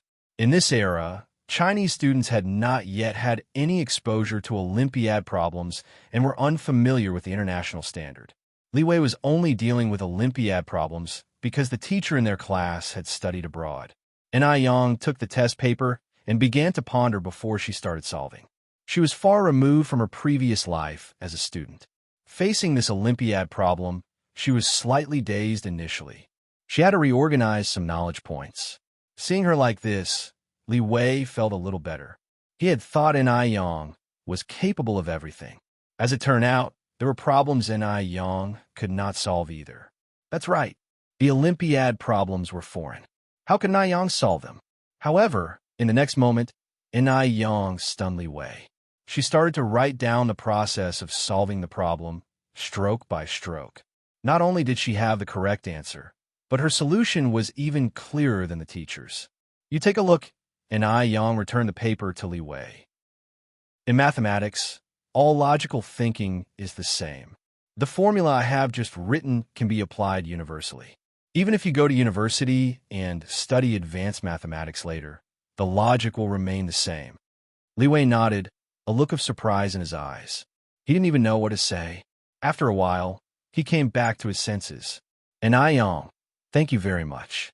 "You're welcome," and I Yang smiled gently. Li Wei glanced around the noodle restaurant. Then he continued, "And I Yang, the rent for such a large noodle shop must be expensive, isn't it?" His family paid more than 150 yuan a month for a small shop. This shop of An Yang's must be even larger, thus could be assumed to be pricier. And Yang laughed. "Not very expensive. I bought this restaurant." "She bought it?" And Yang actually bought the restaurant. Li Wei swallowed back the words. "If you need help, you can ask me."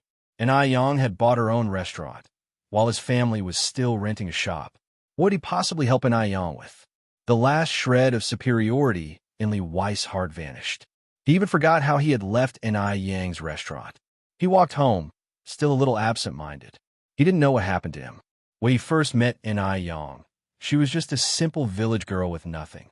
In just a few short months, An Yang had become a person who was superior to him in every way. Luckily, An Yang had dropped out of school by now. Otherwise, if he stood by An Yang, he would hardly even feel his existence. Who's to blame if one's own son is not promising? Break the siege _3. Once she became a university student, her experiences increased and her social circle expanded, and Yang would definitely not be as good as herself. "Xiao Wei, did you just go to see An Yang?" Qian Jinfeng came over from his side. "Yes." Li Wei didn't hide it and simply nodded his head. Qian Jinfeng continued. "Did you find out where An Yang is renting a stall now?" "She didn't rent a stall." "Didn't rent a stall?" As Qian Jinfeng was puzzled, she heard Li Wei continue. "And Yang has now bought her own shop. The noodle restaurant that just opened a few days ago and became very popular, that's An Yang's doing." "What?" Qian Jinfeng felt a sour pang in her heart when she heard this. "Bought a shop?" A shop costs 20 or 30,000 yuan. With renovation and all, it costs nearly 40,000 yuan. And Yang can actually afford to buy a shop. Their family had always wanted to buy a shop, but the business in the past few years was barely making ends meet. It was only in the past 2 years that things had started to improve, but they still lacked the money to buy even half a shop. Qian Jinfeng looked at Li Wei, saying, "Xiao Wei, I forbid you to see her anymore." "So what if she bought a shop? She still isn't good enough for you. You're taking your college entrance exam next June. You can't be distracted now. Once you get into a good university, won't you have your pick of female classmates?" As she spoke, Qian Jinfeng began to walk away. Li Wei asked, "Mom, where are you going?" "I'm going out for a stroll," Qian Jinfeng said. "You don't worry about me. Stay home and study hard so that you can get into a good university and give me something to be proud of." Li Wei returned to his room with a strange feeling in his heart. He studied so hard, yet his academic performance was inferior to that of a business owner. Isn't that a joke? Qian Jinfeng went straight to An Yang's noodle restaurant. The well-decorated restaurant was large.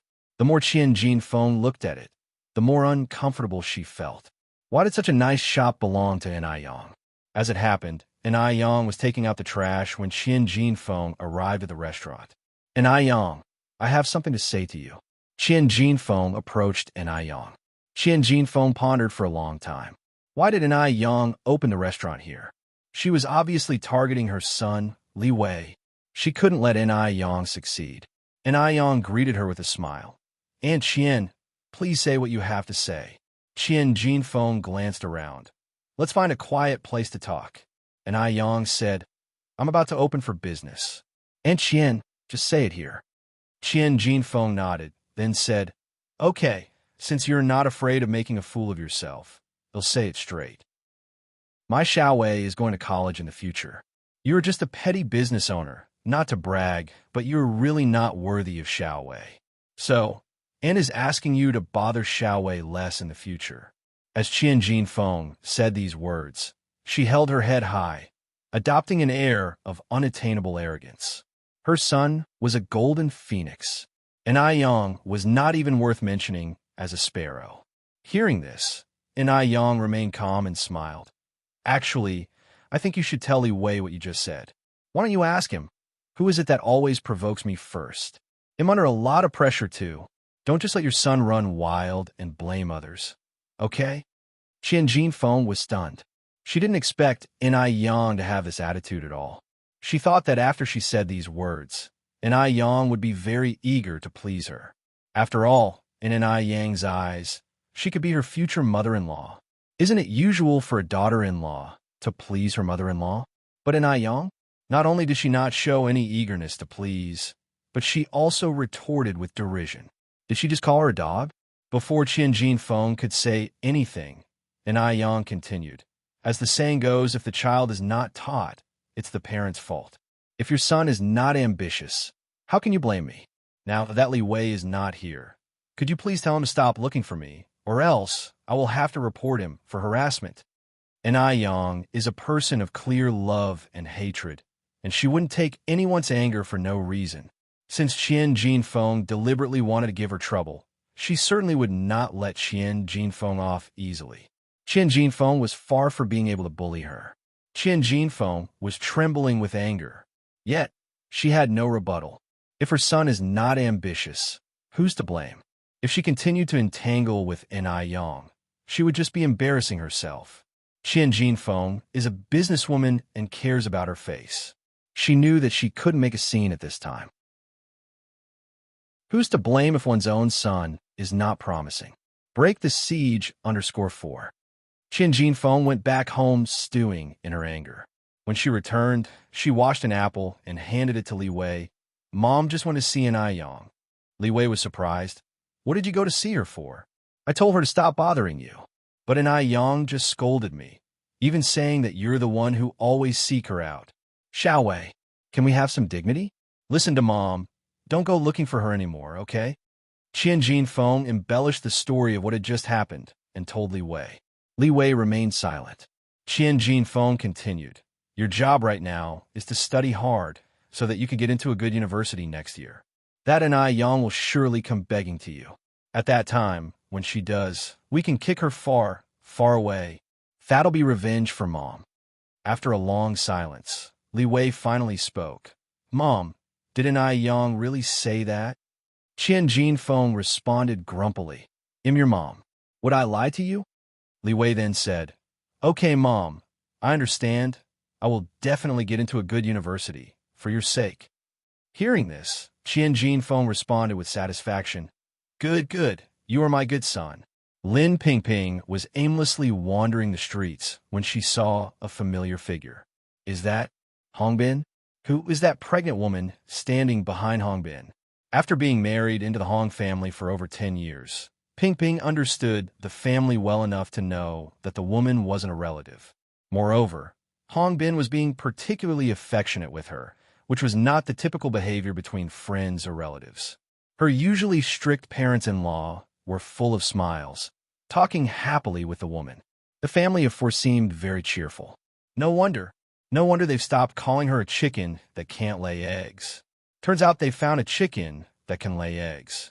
Disbelieving, Lin Pingping took a few steps back and couldn't help but crouch down and sob quietly.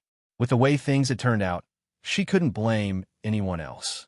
All she could blame was herself for not being able to give the Hong family a grandson after all these years.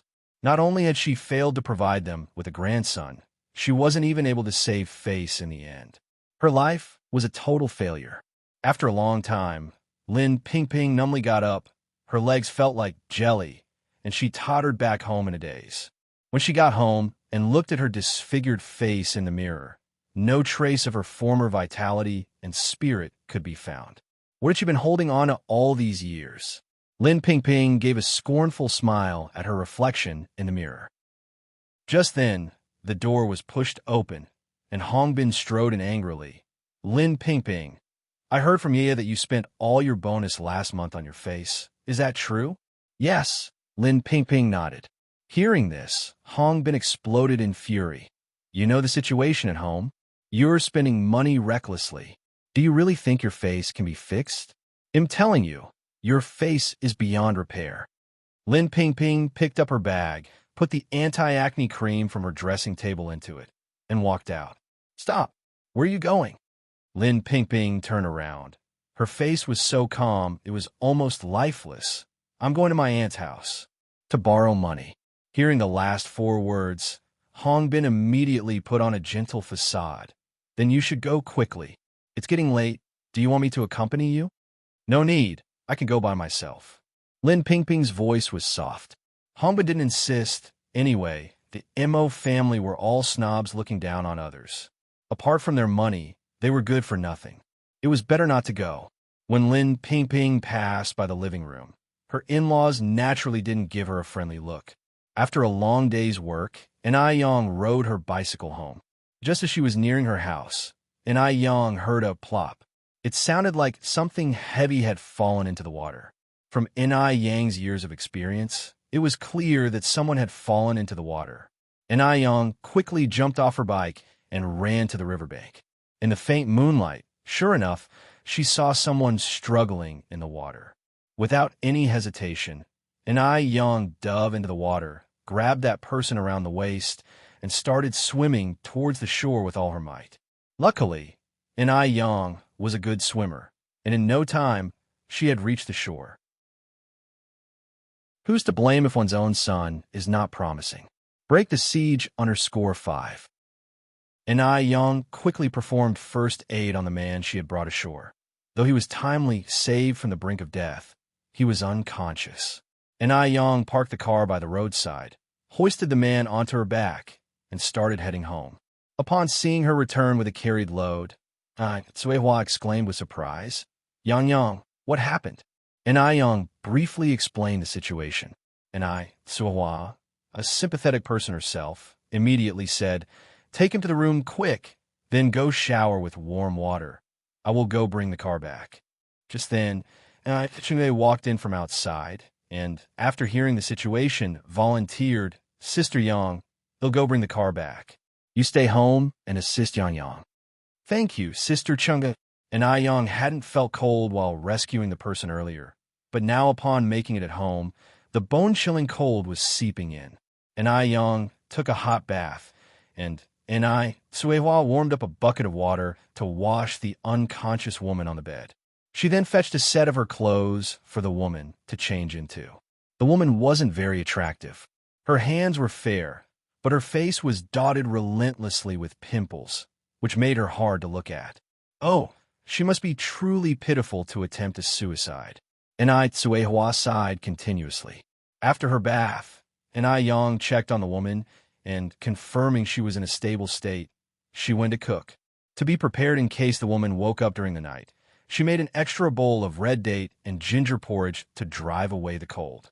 Sure enough, the woman stirred from her unconscious state as the three wrapped up their dinner. Cui Hua asked with concern, Sister, what made you so distressed that you attempted suicide? Life give you only one chance. Once lost, there's no second chance. Chungu added, hanging on a life is always better than dying. Share your troubles with us. We might not be capable of much, but as the saying goes, 3 cobblers are better than a zhuge liang. Maybe we could be of some help. The woman hung her head, her face filled with sorrow, and didn't know how to begin. Much later, she finally croaked out in a low voice, thank you for saving me, but I really don't want to live anymore. Her husband's betrayal, her ruined appearance. This life already seemed pointless. By the end of her talk, she was drowned in tears. Her throat choked as she recounted her story. My name is Lin Pingping. I am 30 years old, a local of Beijing. Lin Pingping poured her heart out, leaving no detail of her grievances unsaid. In the past, out of fear of humiliation, she had never shared these with anyone. Now she didn't care about any of that. She just wanted someone to confide in. Listening to her, Cui Hua's eyes got teary. She seemed to see her own reflection in Lin Pingping. Ching'e was also wiping her tears sympathetically and cursing the Hong family. Ai Yang slightly furrowed her brows unnoticed. Be it the present Lin Pingping or the past Cui Hua, they all were victims of the times. Ai Yang crouched down to Lin Pingping's eye level. Her clear eyes were devoid of any disdain or revulsion. Her lush lips parted slowly, and she began to speak. Aunt Lin, you shouldn't have tried to kill yourself. You should live on. go to the court for a divorce and claim what's rightfully yours. His infidelity and his affair resulting in a pregnancy, that's nothing but shameless sleaziness. He not only deserves jail time, but also to compensate for the waste of your 10 years. Try to commit suicide at this point in time is like abdicating to that other woman. It's an extremely irrational move.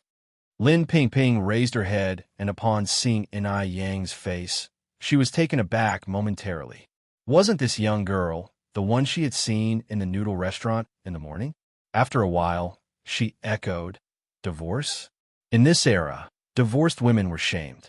Furthermore, Lin Pingping's old-fashioned upbringing made it challenging for her to envision living as a divorced woman, carrying the scorn associated with it. Yes, Enai Yang affirmed divorce. But Enai Yang carried on saying, "Aunt Lin, times have changed. Divorced women are everywhere, and divorce is not shameful. Everyone has their moments of blindness."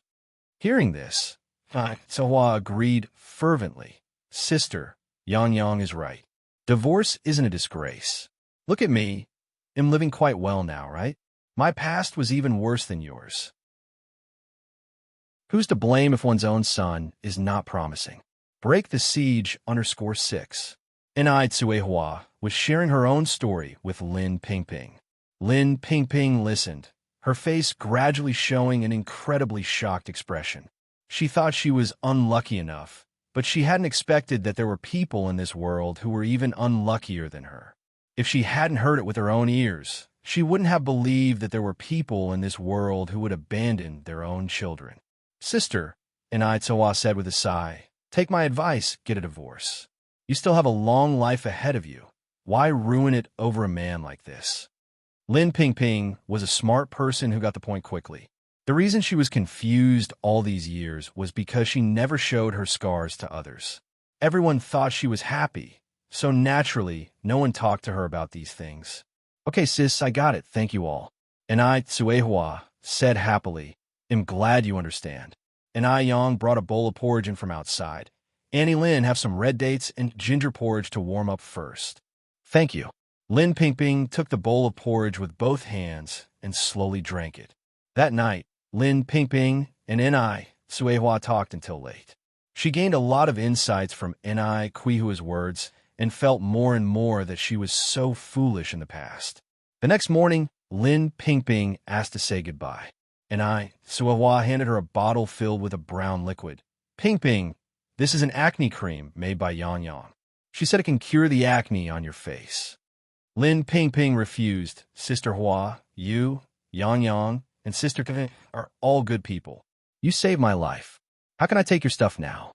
"Just take it," Enai Tsuehua smiled. "Stand up for us women and live a good life." Lin Pingping took the bottle, nodded resolutely, and said, "Thank you, Sister Hua." After returning to the urban area, Lin Pingping didn't go back to the Hong family immediately. Instead, she found a classmate who was a lawyer and then visited a private detective agency. After doing all these, she went back to the Hong family as if nothing had happened. Just as she got home, Hongbin immediately asked her for money. Lin Pingping smiled and said, "My aunt said that she would give us a bank book in a few days, don't worry." Hongbin exclaimed, "Really?" Lin Pingping nodded. "Of course it's true." Hongbin said, "When you get the bank book, you should give it to my mom for safekeeping." "Sure." Lin Pingping nodded. "They'll listen to you." Because the price of milk tea was 3 times higher than sour plum soup, and Ai Yang originally thought that milk tea wouldn't sell well that day. Unexpectedly, the milk tea was a huge hit. Some people lined up just to buy a cup of milk tea. Over 1,600 cups of milk tea were sold just in one morning. The sales revenue from a milk tea alone was more than 600 yuan for the day. Together with pickled vegetable noodles, the total revenue for the day was more than 1,300 yuan. This was the revenue when milk tea was sold out. If there was enough milk tea, the total could be even higher. Since milk tea was so popular, she had a plan ahead. And Ai Yang thought for a while. And during lunch break the next day, she went to the trademark office to register a trademark for the milk tea called New York milk tea. And Ai Yang was a person of vision. She never left trouble for herself or loopholes for her competitors when she did things. She had a clear goal: to do big things, to earn big money. The second day after Lin Pingping returned, she finally had time to look at the acne cream Ai Yang gave her. She took off the cap and was stunned when she saw the acne cream. Wasn't this acne cream the same as the one that Wang Meifeng gave her? Lin Pingping took out the little box from her bag, and when she opened it, it smelled and looked the same as what Wang Meifeng gave her. Although she knew that this acne cream couldn't heal the acne on her face, she still applied it evenly on her face. Just try it. She couldn't let down Ai Yang's kindness. The Mo family. Madame Mo held Mo Kishin's hand and pleaded, "Old Six, the girl your cousin introduced to you this time is really good, according to the people I asked. Why don't you go see her?" Mo Kishin helplessly said, "Mom, I'll be honest with you. I already have someone in my heart. If I go, wouldn't it be irresponsible to the girl?" "Someone?" Madame Mo asked curiously. Who? Who is this girl? Do I know her? Who's to blame if one's own son is not promising? "Break the siege," 7 Mo Kishin said with a smile. "Don't worry about that. When the time is right, you'll come to know." Upon hearing this, Grandma Mo felt a pang in her heart. This foolish boy, could he still be pining for that, Zhao Jingrong? Grandma Mo continued, "Even if you have someone, just go take a glance. Just one look, you won't lose anything. Besides, your cousin has already arranged a suitable girl for you. How can you stand her up now? How would that make her look?" At this moment, the abrupt sound of a telephone rang in the air. A servant answered it, then said, muffling the receiver, "Madam, it's a call from your niece." Grandma Mo said, "Tell Ping Ping that the 6th will be there soon." After saying this, Grandma Mo turned to look at Mo Kishin, pushing him out. "Hurry, hurry, pop over for a look and come back. Don't embarrass your cousin." Reluctantly, Mo Kishin had to go outside, mount his bicycle, and head towards the urban area. Lin Pingping had arranged for Mo Kishin to meet a marriage prospect named Huang Ro. Huang Ro, true to her name, was very beautiful and gentle. But upon seeing that Mo Kishin had arrived on a bicycle, her expression instantly darkened. Wasn't it said that Mo Kishin's family was quite wealthy? Why had he come on a shabby bicycle? Was he deliberately testing her? "Number 6, over here," Lin Pingping waved at Mo Kishin. As Pingping had only just started applying acne cream, there was no visible change to her face. "Cousin," Mo Kishin got off his bike. Lin Pingping laughed and said, "Number 6, this is Comrade Huang Ro. Little Ro, this is my cousin, Mo Kishin." Huang Ro nodded her head. Lin Pingping continued, "Number 6, why don't you take Little Ro for a stroll? I have some work in my office, so we'll be heading back first." Having said that, Lin Pingping turned and left. "Mr. Mo, I heard from Sister Pingping that your family conditions are pretty good?"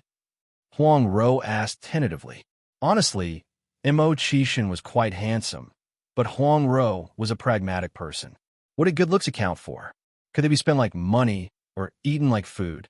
Mo Kishin chuckled. "Miss Huang, if there's a chance that we'll be spending the rest of our lives together, I don't wish to hide anything from you. My name is Mo Kishin. I dropped out of high school. I have 4 older brothers. My parents are both alive, and while my family's conditions are fairly good, that's all to my brother's credit. It has nothing to do with me. So after getting married, they'll have to move out. But don't worry, as long as we're diligent. I'm confident we can change our circumstances and live a good life." "Are you saying that you have nothing?" Huang Ro raised an eyebrow. "Yes." Mo Kishin nodded. This was completely different from what Lin Pingping had described. Huang Ro felt like she had been seriously deceived. "You have nothing, yet you have the audacity to come and meet me for a setup date? What makes you think you, a penniless fool, deserve me?" Huang Ro screamed. "Have you even looked in the mirror? Do you see what kind of person you are? A toad wishing to eat swan meat. Have you no shame? People like you will never get married in this life. You make me sick. Comrade, if you don't like him, fine. But there's no need for personal attacks, right? Just because you don't like him doesn't mean others won't." A gentle voice came from the air. Huang Ro looked up to see an extraordinarily beautiful face. She scoffed. "Who would like this kind of penniless wimp?" And I Yang walked over, naturally taking Imo Kishin's hand. I do. Brother Imo, ignore her, let's go. Huang Ro was speechless. Are you blind? You're interested in this kind of person. And I Yang paused, looking back at Huang Ro. We simply have different values. You value money, I value people. So, you can't negate me, and I can't negate you. Crazy, Huang Ro muttered, then quickly walked away from there. Once sure that Huang Ro was out of sight, and I Yang let go of Imo Kishin's hand. Brother Imo, I'm sorry. And I Yang, who in her previous life had experienced so many grand scenes, now had a layer of sweat on her palms. Her heartbeat was a little haphazard. Although it was early winter, she felt unexplainably hot. Imo Kishin was no better. His ears were burning red, and his hand remained in a semi-grasping state. It was his first time holding a girl's hand. How could not be nervous? Try to remain calm. Imo Kishin said, It's all right. Thank you. And I Yang chuckled. No problem. You helped me before, remember? By the way, was that your girlfriend just now? Imo Kishin said, No, she was a blind date arranged by my family. I really didn't want to come, but my mom, Imo Kishin, normally such a smooth talker, suddenly didn't know how to explain what had just happened. And I Yang nodded. Ah, I see. Yang, how come you're here? Imo Kishin changed the subject. And I Yang said, I happen to be out during lunch, wandering around, looking for a factory that could make disposable paper cups. I didn't expect to run into you here. If an I Yang wanted to expand her bubble tea business, she would need to find a good manufacturer of disposable paper cups. The bubble tea she was currently selling was served in glass cups. If customers wanted to take it home, they had to use their own cups. It's really inconvenient. If she had disposable paper cups, it would be much more convenient. Disposable paper cups actually have been around since the early 20th century, but at a time when transportation was not advanced, they didn't make it to China. Disposable paper cups? Imo Kishin raised his eyebrows slightly. Do you have a sample I can take a look at? Yes, I do. And I Yang fetched a notebook from her bag and handed it to Imo Kishin. Imo Kishin took the notebook, and when he saw the designs on it, his eyes flashed with surprise. Did you draw all of these? Divorced then by a shop. _1 The design on the notebook was angular, exuding a strong sense of three-dimensionality. Some details were also sketched out very well, with text annotations aside that were clear and distinct. It even surpassed some of the professional designers. Who would believe that such a design was the work of a 17-year-old girl if they hadn't seen it with their own eyes? Moreover, these kinds of paper cups were only circulated abroad. They were almost non-existent domestically, making it hard to imagine how extensive the knowledge and experience of this person were. Imo Kishin had a look of astonishment, and I Yang nodded. I drew it, but I'm not sure if there's a manufacturer who can produce it. How many do you need now? Imo Kishin asked, and I Yang replied, I need about 2,000 a day, which amounts to about 60,000 a month, and the demand may increase. Although the quantity was large, it was actually not that much due to the weightlessness of disposable cups. The difficulty lies in finding the cup manufacturing factory, and I Yang had already approached several factories, all of which stated they did not possess the required technology. Some people even misunderstood the concept of making cups using paper. Imo Kishin observed the design. I have a classmate in this field. He even went abroad for an investigation tour. They'll ask him for you. Really? And I Yang was somewhat surprised. Imo Kishin nodded. Really? And I Yang smiled and said, Thank you so much, Brother Imo. Imo Kishin responded, You're welcome. We are friends, plus you just helped me. Friends? If you could add a girl in front offering, that would be even better. By the way, Brother Imo, have you ever tasted milk tea? And I Yang asked. No. Imo Kishin responded immediately. And I Yang continued, Then come to my place. He'll make milk tea for you. Sure. The pair arrived at the noodle restaurant. They hadn't started business for the day yet. Wang Jinfeng and Zhou Qingshang were napping inside. They walked in quietly, and I Yang whispered, Brother Imo, you sit here for a while. He'll make the milk tea for you. They were very close to each other. Imo Kishin could even smell the faint fragrance from her, smelling like bamboo, but not orchid. It was particularly pleasing. Okay. And Yang turned and entered the kitchen, opened up the gas stove, and started making milk tea. Soon, the kitchen was filled with the aroma of tea. Seeing osmanthus flowers and glutinous rice flour on the side, and Yang also made a few osmanthus cakes. About half an hour later, she walked out of the kitchen, and Yang placed the milk tea and osmanthus cake in front of Emo Chishin. Brother Emo, have a taste.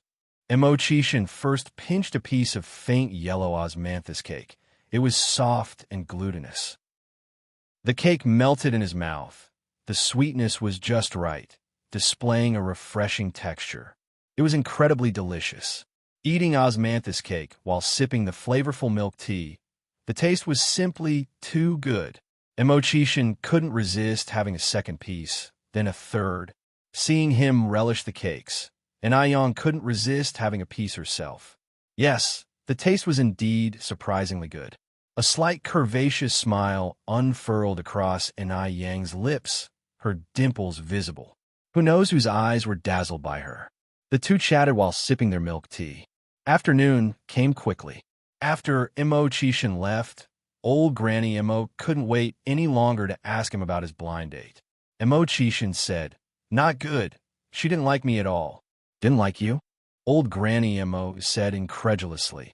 "How is that possible?" Even though Emo Chishin's reputation was quite bad among their peers, he was still considered outstanding among ordinary households. Moreover, he was handsome. How couldn't a girl like him? Emo Chishin smiled and said, "At first, when she saw me riding a bicycle, her face looked off." Old Granny Emo sighed. "You have a car at home, but you insist on riding a bicycle. Now see what happened. You can't even find a wife. A wise man should marry a virtuous wife. It's better without such a superficial girl who chooses the rich and snubs the poor." Emo Chishin stood up to massage old Granny Mo's shoulders. "Mom, don't introduce me to these people anymore. Don't worry, I know what I'm doing. There's no need to rush." Old Granny Mo went on. "Old Six, you told me you have someone in mind this morning. Is it true?" "It's true." Emo Chishin nodded, not trying to hide it. Divorced then by the shop. _2. The elderly Mrs. Mo pondered her words and asked tentatively, "Son, tell your mother truthfully, are you still hung up on Zhao Jingrong?" Emo Chishin laughed out loud. "Mother, what are you thinking about? How many times have I even met Zhao Jingrong? Don't worry, it's not her." Hearing this, the elderly Mrs. Mo finally let out a sigh of relief. As long as it's not her. Having said that, she asked again, "Do I know the girl?" Emo Chishin said, "They'll keep a secret for now. Is it Yang Yang?" The elderly Mrs. Mo turned her head to look at Emo Chishin. Upon thinking about it carefully, over this period, Emo Chishin did spend quite a lot of time with Yang. And Yang Yang was a very likable young girl. It would be normal for Emo Chishin to take a liking to Yang. Instead of directly answering the question, Emo Chishin said, "I'm going up to rest first. Mother, you should go to bed early too." But the elderly Mrs. Mo was not a fool. She just laughed and cursed, "Naughty boy." Lin Pingping visited the detective agency again today. This time, she not only got the photos, but she also found the address of the other woman. In order to confirm that the address was correct, Lin Pingping spent half a day staking it out. In the evening, she finally saw a familiar figure walking briskly towards her. The woman was pregnant and walked over saying, "Abin, Guaiji." The two looked around cautiously before heading into the apartment. It was only after a long while that the two of them emerged from the apartment. Su Guaiji whispered in a low voice, "When are you going to divorce that ugly woman at home? Our child is about to be born. You can't just leave us out in the cold, can you?" Hongbin said, "I want a divorce, but she keeps disagreeing. As long as my heart is with you, does it really matter if we're divorced or not? Moreover, once our child is born, we will need money for everything. Her family is so rich. Wouldn't it be the same as cutting off my own wealth if I divorce her now? She doesn't want a divorce? Well, let her earn money for us to raise our son." Hongbin's thoughts are more beautiful than anyone else's. One wife to make money and support the family, and another wife to continue the family lineage. Upon hearing this, Su Guizhi chuckled and said, "How do you know that it's definitely a boy?" "My mother said so. Judging by the shape of your belly, it must be a boy." The conversation between the two continued. Lin Pingping reached out and held onto a tree branch tightly, her grip so strong that her fingernails dug deep into the bark of the tree. 10 years. She had wasted 10 years of her youth on this ungrateful man. Disgusting. Lin Pingping struggled to control her rage. After a long while, she finally turned around and left. When she returned to the Hong family, it was already very late. "Why are you only coming back now?" Shen Qing said unhappily. "Go and wash the dishes." Lin Pingping kept quiet and ignored her. Hongbin frowned deeply. "My mother is talking to you. Are you deaf?" Lin Pingping looked up at him. "Am I your family's maid?" To her recollection, Lin Pingping had never acted this way before. She had always been one to endure. If Shen Qing told her to go east, she would not dare to go west. If Shen Qing told her to go west, she would not dare to go east. For a moment, both Shen Qing and Hongbin felt their dignity being challenged. What does Lin Pingping count as? What right does she have to throw tantrums in the Hong family's house? Hongbin angrily said, "Lin Pingping, what are you trying to do? I'm already being nice by not rejecting you with the way you are now. And you still dare to create problems and show no respect to seniors. My mother has been tired all day. What's wrong with her asking you to wash the dishes?" Lin Pingping smiled faintly. "May I ask, was I like this on the day I married you?" Hongbin, ask yourself, what have you given me in these 10 years? Have you fulfilled your duties as a husband? Has anyone in your family ever treated me like a human being?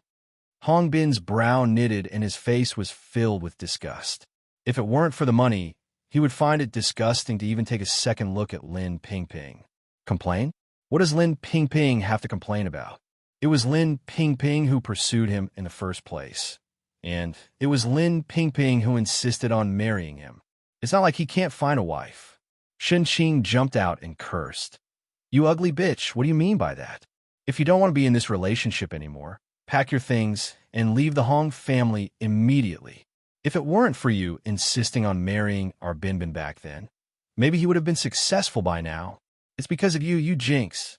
You ungrateful bitch." Divorce, then by the shop. 3. Your Hong family?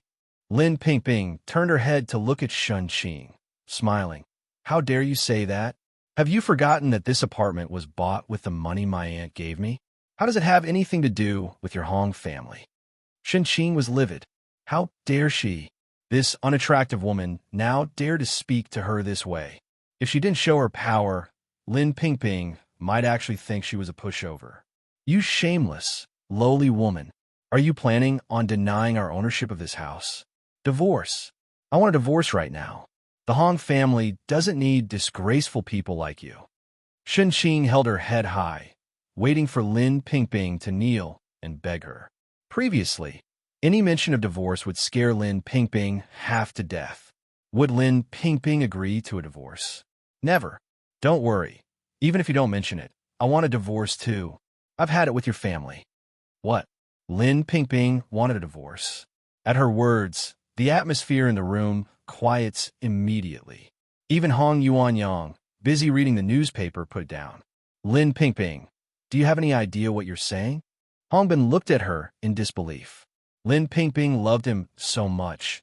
How could she possibly want a divorce? Was she running a fever? Lin Pingping enunciated every word. "I said I want a divorce. This is my house, a house that I bought. I want you and your family out of here now." Beyond shameless. Has Lin Pingping no shame?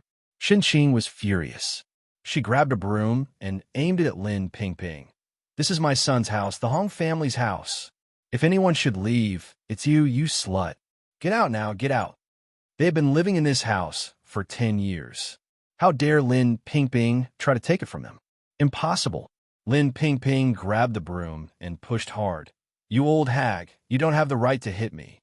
Shen Qing was unprepared. The Lin Pingping she knew wouldn't resist or talk back. Shen Qing fell over. "Lin Pingping, How dare you do this to my mother? Hong Bin rushed over, grabbing Lin Pingping by the hair, his face twisted with rage. Good, very good. There was a mocking smile on Lin Pingping's face. At last, she saw Hong Bin's true colors. Lin Pingping, I'm giving you one last chance. Apologize to my mother immediately, or else this isn't over. You really think I want Dare to divorce you? In Hong Bin's eyes, Lin Pingping's demand for a divorce was nothing more than a threat to scare him. Under ordinary circumstances, he wouldn't stoop to her level. But Pingping had dared to retaliate against Xinqing. That was unacceptable. Did she have no sense of her responsibility as a daughter-in-law? Daring to retaliate. Apologize? Why should I apologize to that old hag? Not only will I not apologize, I wish that she would die soon and be reborn. Lin Pingping gritted out. Xinqing shrieked with rage. She's out of line. Out of line. Bin, hurry, kill this bitch. Hong Bin was beyond angry. He felt his masculinity was being trampled, grabbed Lin Pingping's hair tightly, and started bashing her head against the wall. Bang, bang, bang. Soon, Lin Pingping's head was bleeding profusely. Despite this, Xinqing was still not satisfied. She grabbed a rolling pin from the kitchen and joined Hong Bin, as they both started punching and kicking Lin Pingping. Hong Yuanyang just stood by and watched. The noise woke up Hong Meiwei. She rolled up her sleeves and joined in the assault. Hit her! Kill this damn woman! She dares to fight over our house. Disgusting. Shameless. No one in the family showed any mercy. Pain was spread across her whole body. Just then, the door was pushed open and a few uniformed police officers walked in, like a stream of light piercing through darkness. At that moment, Lin Pingping saw hope. She shook off the punches and kicks, trying to crawl towards the police, leaving a long trail of blood on the floor. Police officer, please help me. After saying that, she fainted. Comrade, are you all right? Two female officers rushed over to help Lin Pingping. The entire Hong family was stunned. They had not anticipated that the police would suddenly show up, especially at this moment. Xinqing was the first one to react. She laughed and said, "It's a misunderstanding. Officer, it's just a misunderstanding. We're family, just having some fun." "Nobody move," a stern voice came. "We receive an anonymous tip that the four of you are trying to murder someone. You're all coming with us." Divorce then by the shop. _4. Attempting murder. Such a grave accusation. It's too heavy for anyone to bear. Hong Meiwei burst into tears instantly. "No, I didn't. Mom, I don't want to go to jail." Xinqing was crying and making a scene, publicly throwing a tantrum. Injustice. Oh heavens, it's really unfair. Does our own family fooling around constitute a crime? The people's police aren't fooled by Xinqing's ploy. After all, when they arrived, their family of four was causing harm to someone's life. Fooling around? And during this fooling around, blood was shed? For family members were forcibly taken away. Lin Pingping was sent to the hospital. The hospital examination results showed severe concussion, extensive soft tissue contusions all over her body, a fractured tibia, and deemed a critical first-degree injury. The four members of the Hong family suspected of murder were detained in the police station for investigation. When Madame Mo arrived at the hospital that night, she burst into tears, crying out that she was sorry for Lin Pingping. Lin Pingping lay on the hospital bed, wiping away tear stains from Madame Mo's face. "Annie, I'm fine. Don't cry. It's not your fault. It's mine for not standing up for myself." If she had taken Madame Mo's words to heart back then, she wouldn't be in this situation today. Mo Qishan frowns deeply and lands a punch on the window. Where's that beast? Where's he now? The iron window frame ended up with a small dent from his punch. Lin Pingping smiles. "Qishan, don't be angry. Hong Bin and his family have been arrested. I believe that the people's police will vindicate me." "Older sister, why didn't you tell me about this earlier?" Mo Qishan turns his eyes towards Lin Pingping. Lin Pingping sighs softly, refraining from a response. Madame Mo gently pats Lin Pingping's hand. "Good girl, it's all in the past. Lin Pingping has filed a divorce lawsuit with the People's Court, producing evidence of Hong Bin's infidelity. 3 days later, news from the police station indicates that Hong Bin is sentenced to life imprisonment for attempted murder and rogue offenses. Shun Qing and Hong Meiyue, as accomplices, are sentenced to 5 years. Although Hong Yuanyang was not involved, he neither prevented it nor called the police, so he was also sentenced to a year. The court quickly passed the judgment, approving the divorce requested by Lin Pingping. All properties under both their names now belong solely to Lin Pingping. Lin Pingping lies in her hospital bed looking out at the sun, her mouth curling into a slight smile. Just like the sunshine outside, her life also gets a fresh start. Her sacrifice was certainly not in vain. Throughout her hospital stay, Lin Pingping persistently applies acne cream. Whether it's an illusion or not, she always feels that her acne has reduced quite a bit. Her complexion also isn't as red as before. Lin Pingping looks at her face in the mirror and is momentarily dumbstruck. Pingping, it's time for dinner. Madame Mo's voice can be heard from outside the door. Even though they have a maid at home, Madame Mo insists on personally caring for Lin Pingping every day. Lin Pingping hastily puts down the acne cream, uses her crutch to get up, and heads out. Auntie, be careful, cousin. Mo Hudy runs over to support Lin Pingping. Lin Pingping smiles. Cousin, I'm fine. Madame Mo hands a bowl of chicken soup to Lin Pingping. Pingping, drink your soup first. Seeing Lin Pingping's complexion, Madame Mo looks surprised. Pingping, have you been using some medication these days? Your complexion is improving each day. Really? Of course it's true. Madame Mo nods her head. After finishing the chicken soup, Lin Pingping continues. Annie, actually there's something else I haven't told you yet. Half a month ago, I attempted to drown myself in the lake. What? Madame Mo stands up in surprise. Lin Pingping holds Madame Mo's hand and speaks softly. Auntie, don't worry, listen to me first. Lin Pingping recounts everything to Madame Mo. Madame Mo listens with trembling heart. She never expected that Lin Pingping would actually attempt to jump into a river. Luckily, a benefactor appeared. If it weren't for this benefactor, Lin Pingping would now be. As she listened, Madame Mo sensed something was not right. She grabbed Lin Pingping's hand. Pingping, what was the name of the girl who saved you? Her name is Yang. Yang. Madame Mo looks surprised. Auntie, do you know her too? Lin Pingping is also surprised. Divorced then by the shop. 5Mo Hudy excitedly said, Cousin, sister Yang is the one who cured me. Is it really the same person? Lin Pingping continued. The Yang I know, she even opened a noodle restaurant in the city. Mrs. Mo was thrilled. It is her. It knows doubt about it. It's Yang. She even prepares breakfast for me every morning. I didn't expect Yang to be so kind-hearted. She's indeed the little lucky star of our family. We must find the time to thank her properly. Lin Pingping was still a little incredulous. Mrs. Mo laughed. I ask you, isn't Yang really beautiful, and doesn't she have 2 dimples when she smiles? Not everyone could earn Mrs. Mo's praise for being beautiful. Moreover, dimples are rare. You might meet one in 10,000 people. Lin Pingping nodded, excitedly said, Yes, yes, yes.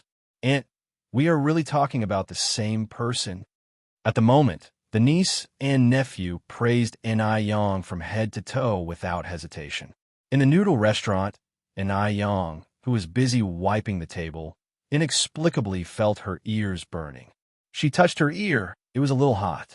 Wang Jinfeng teased her. Yang, if your ears are hot, someone must be thinking of you. Yang laughed and said, Aunt Jinfeng, all you know is joking with me. Why don't you say someone is scolding me?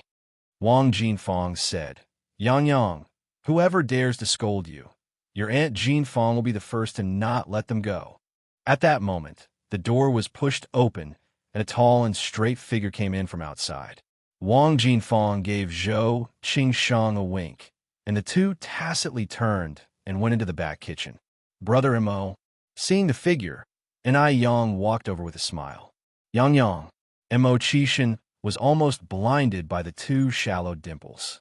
His wife seemed to be more and more beautiful. It's all right for her to look good. Why are even her dimples so charming? Mo Qishan followed Ni Yang in. Looking at Ni Yang's back, he cooled off a bit. Brother Mo, sit. Ni Yang pulled out a chair. Thank you.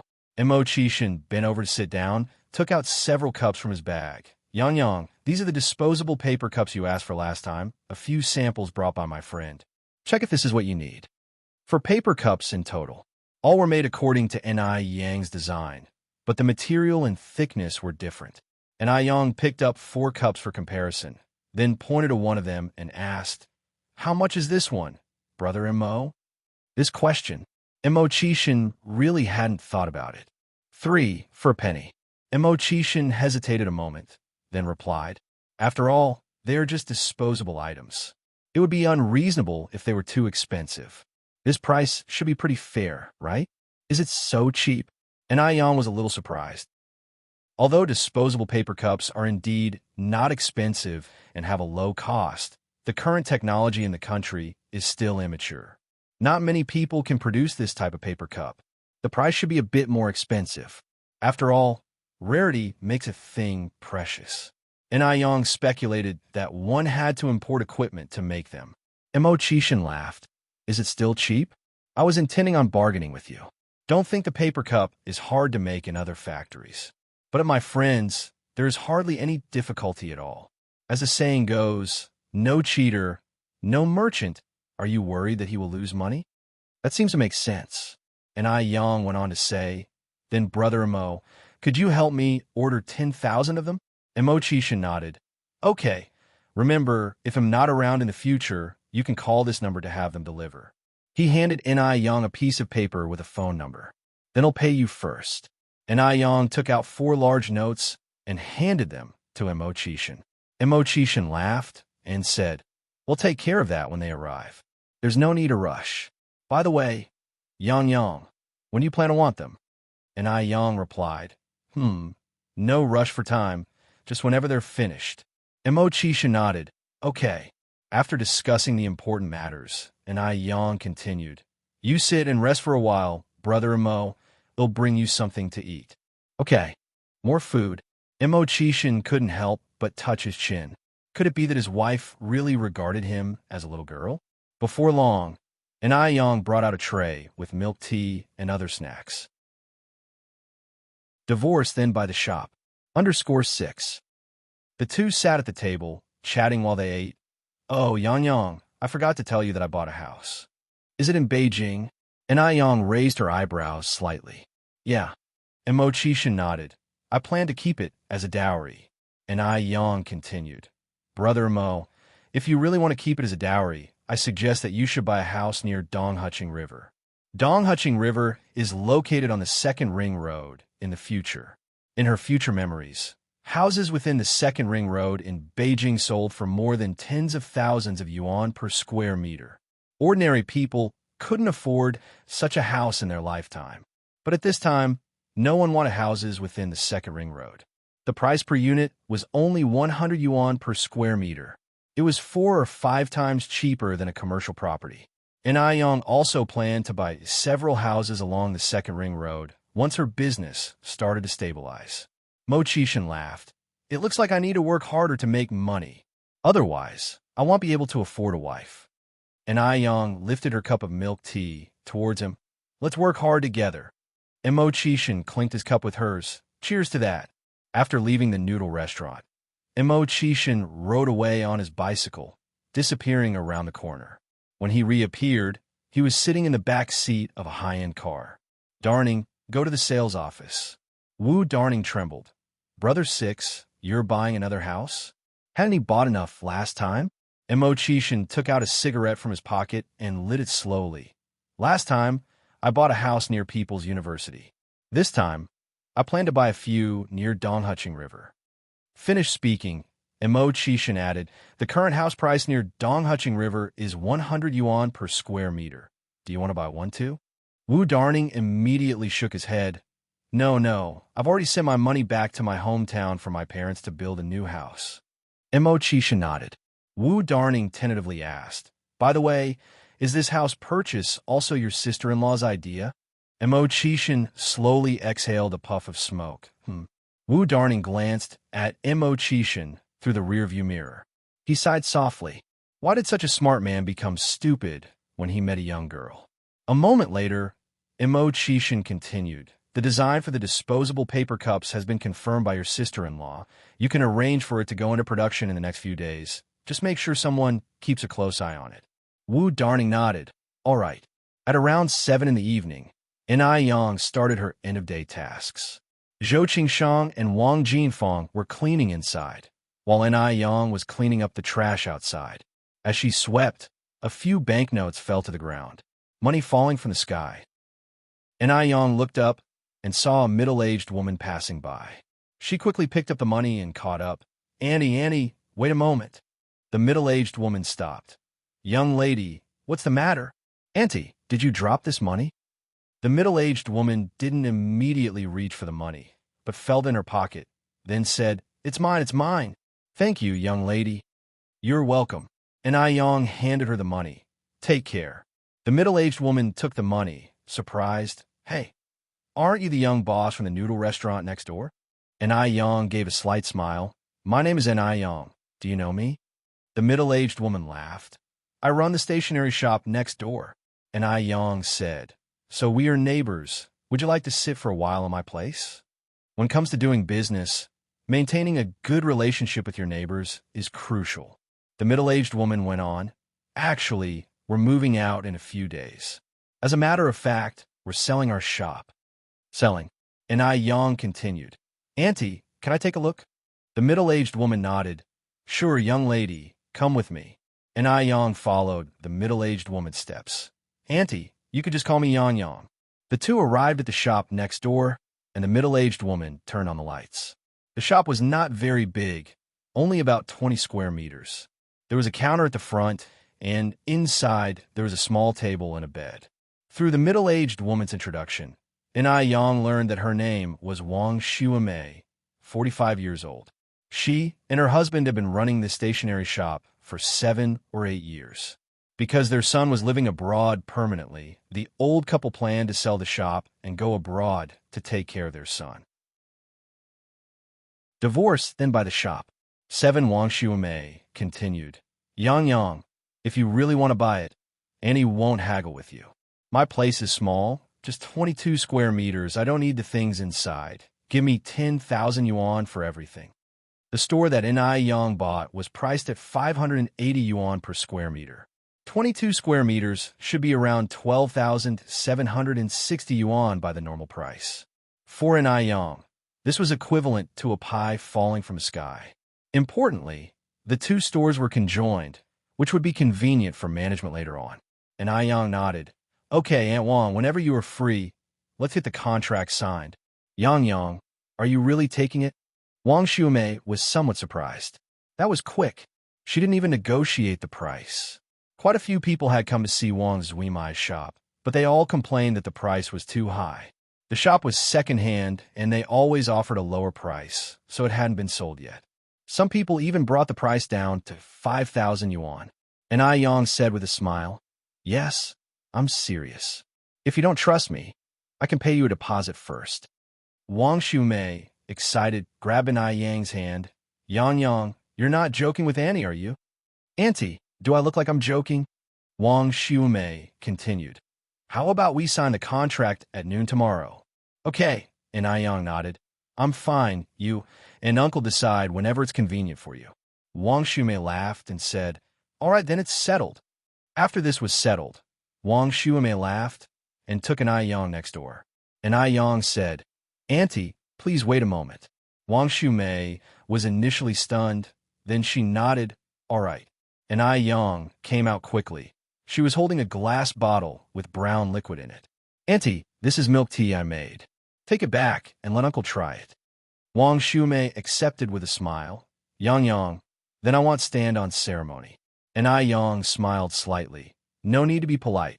When she got home, Ai Yang told Ai Tsuehua about buying the shop. Ai Tsuehua expressed her concerns. Yang, your noodle restaurant just opened. Will you be able to handle it? And buying a shop must cost a lot of money, right? Now, with just one shop, and Young was leaving home around 3 o'clock every morning. If she opened another shop, wouldn't Young be overwhelmed? And Young was only 17 this year, and kids her age from ordinary families hadn't worked this hard before. And Tsuehua was really worried about her. And Young said with a smile, "Don't worry about the money. As for whether I can handle it, we can hire someone. There are so many people in the village, there has to be someone suitable." Hearing what Yang said, Tsuehua was relieved. "If we're hiring, I think Gooden's mom and Zaiwa's mom are pretty good." And Yang nodded. "Okay, after I pay the money tomorrow and finalize the deal, I'll go discuss it with Gooden's mom and Zaiwa's mom." "Oh, Mom, how's the aloe harvest these days?" And Tsuehua replied, "Now it's winter, and the aloe doesn't pup anymore.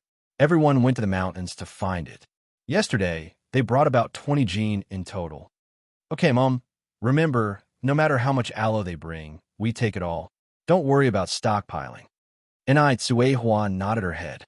These days, Tsuehua has learned how to make face wash and aloe gel, so she can pretty much handle all of the skincare product making, and Yang doesn't need to worry about it. And Yang played with little Yun for a while, then went to the kitchen to cook. First, she took out some beef bone that was bought yesterday and half of an old mother chicken. After washing them and parboiling, she put them in the casserole to make soup. With seasonings like green onions, ginger, and star anise added in, the aroma soon filled the air. And Yang went to wash some greens, tofu skin, mushrooms, and meatballs. While the soup was simmering, and Yang prepared 3 appetizers that were good for beauty and skin nourishment. About an hour and a half later, the kitchen was filled with a fragrant aroma. After the soup was done, and Yang started to blanch the rice noodles. She put the blanched rice noodles in a large bowl, layered cooked greens, tofu skin, meatballs, and so on, then sprinkled some green onions, chopped garlic, and cilantro, and finally poured in the well-cooked soup. If you like spicy food, you can add a spoonful of chili pepper. A comforting bowl of rice noodles was ready.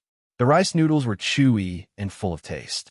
When you bite into it, the delicious flavor of the beef bone soup and the chicken soup infused in the rice noodles is irresistible. When Yang eats rice noodles, she likes to roll them up with chopsticks. It's quite satisfying to bite into a mouthful, and the taste of the rich and flavorful soup after finishing the noodles is unspeakably delicious. And Yang squinted her eyes in satisfaction, showing a slight dimple on her cheek. Besides the busy times every day, this was probably her happiest time. And ate a large bowl and then scooped up half a bowl more. "Yang, these rice noodles taste really good." He absolutely loved it, and Tsuehua also had 2 bowls of it. With Yang's beauty recipes, they were not afraid of gaining weight. After dinner, Chunge did the dishes. Tsuehua put Yun to bed, and Yang was sent to rest. With nothing to do, Yang went back to her room and counted the money she had earned these days. She was originally planning to deposit this money in the bank tomorrow, but an unexpected opportunity fell into her lap. And Yang counted and found out that her savings now totaled 15,896 yuan. She had more than 4,000 yuan when the noodle restaurant opened, and the remaining 800 yuan was earned from selling skincare products these days. In other words, the turnover of the noodle restaurant has reached 10,000 yuan in just 8 days. But after paying for the shop tomorrow, her savings will be back to square one. It's okay. Once the milk tea shop opens, her turnover is likely to double. When the money keeps rolling in, her business can grow bigger and bigger. And Yang sorted out 10,000 yuan and put it in her wallet. The next morning, Yang went out early. At lunch break, Yang went to the neighboring shop with the money. Wang Zuimai's husband, Zhao Sheng, like Wang Xiumei, is also an honest man. Seeing Yang coming, he quickly began to make tea and take out sunflower seeds for her. Yang laughed and said, "Uncle, you don't have to fuss." Wang Xiumei said, "Let him, just let him. We'll chat while drinking tea in a moment. By the way, Yang, the milk tea you gave us last night was really tasty. Much better than the big pear soda sold outside." Became the favorite in the village. Found out about Li Xiangxian's background _1 forget about pear soda. Even Waha and Jianlibo drinks don't taste as good as the milk tea made by An Yang. No wonder An Yang's noodle restaurant has such a long queue every day. It turns out the food and beverages are that delicious. If it were her, she would be willing to queue every day. Zhao Sheng came over, handed the brewed tea to An Yang. Yang Yang, have some tea. Thank you, uncle. An Yang stood up, took the teacup with both hands, and thanked him.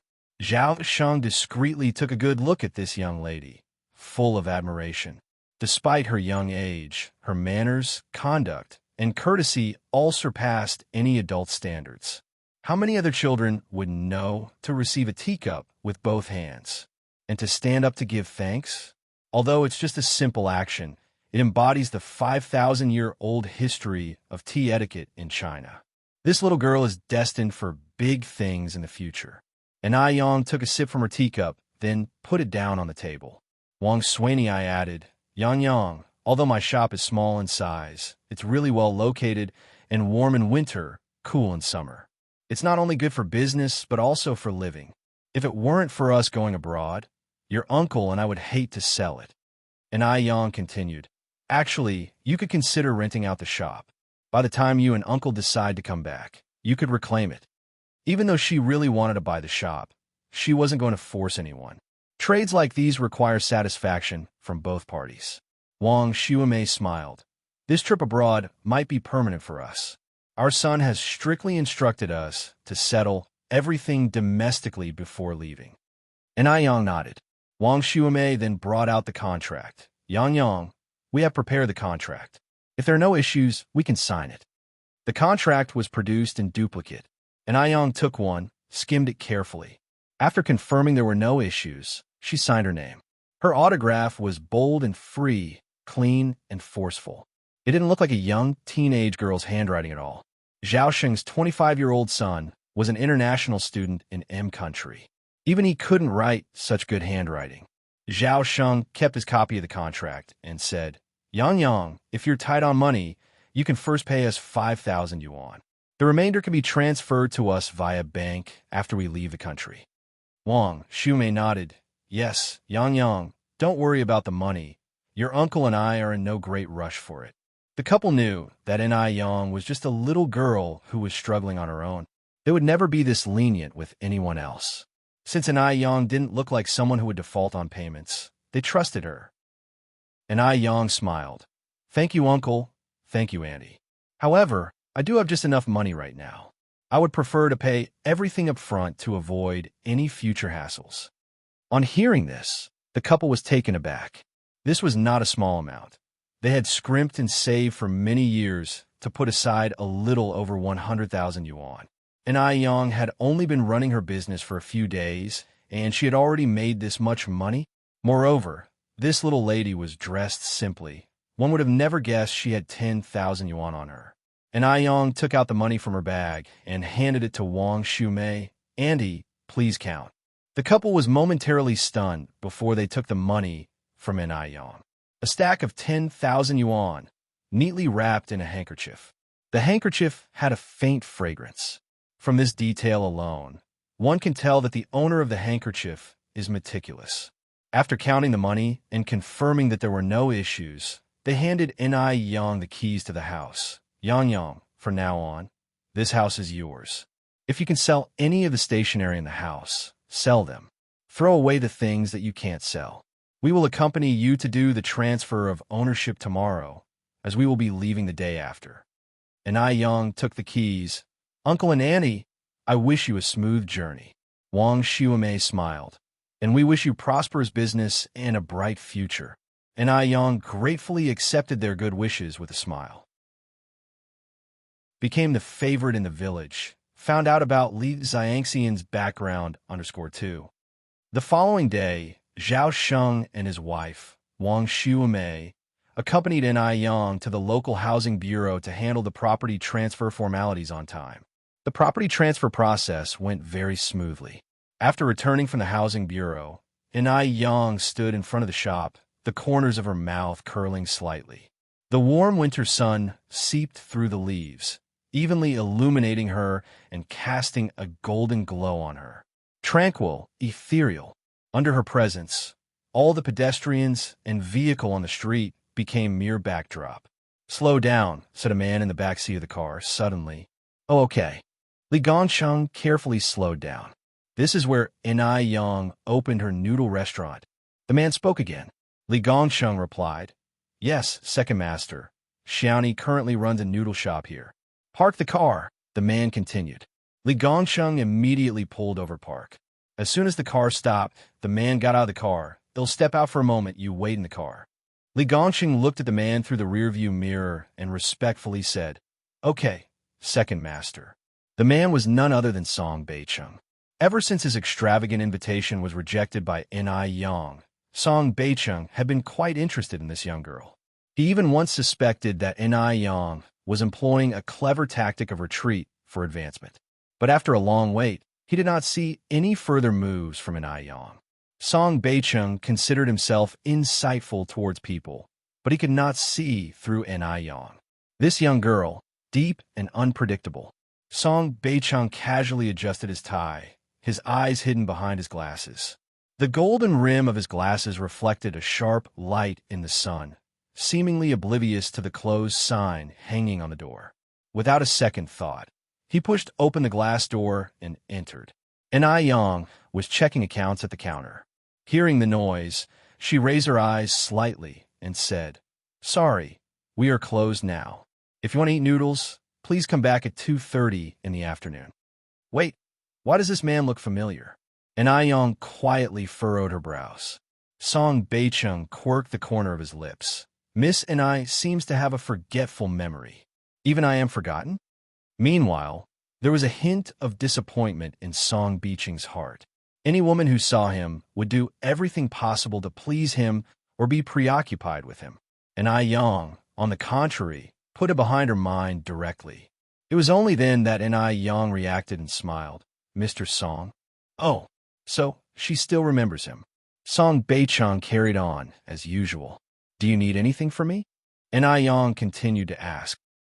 Enai Yang had no good impression of Song Beicheng.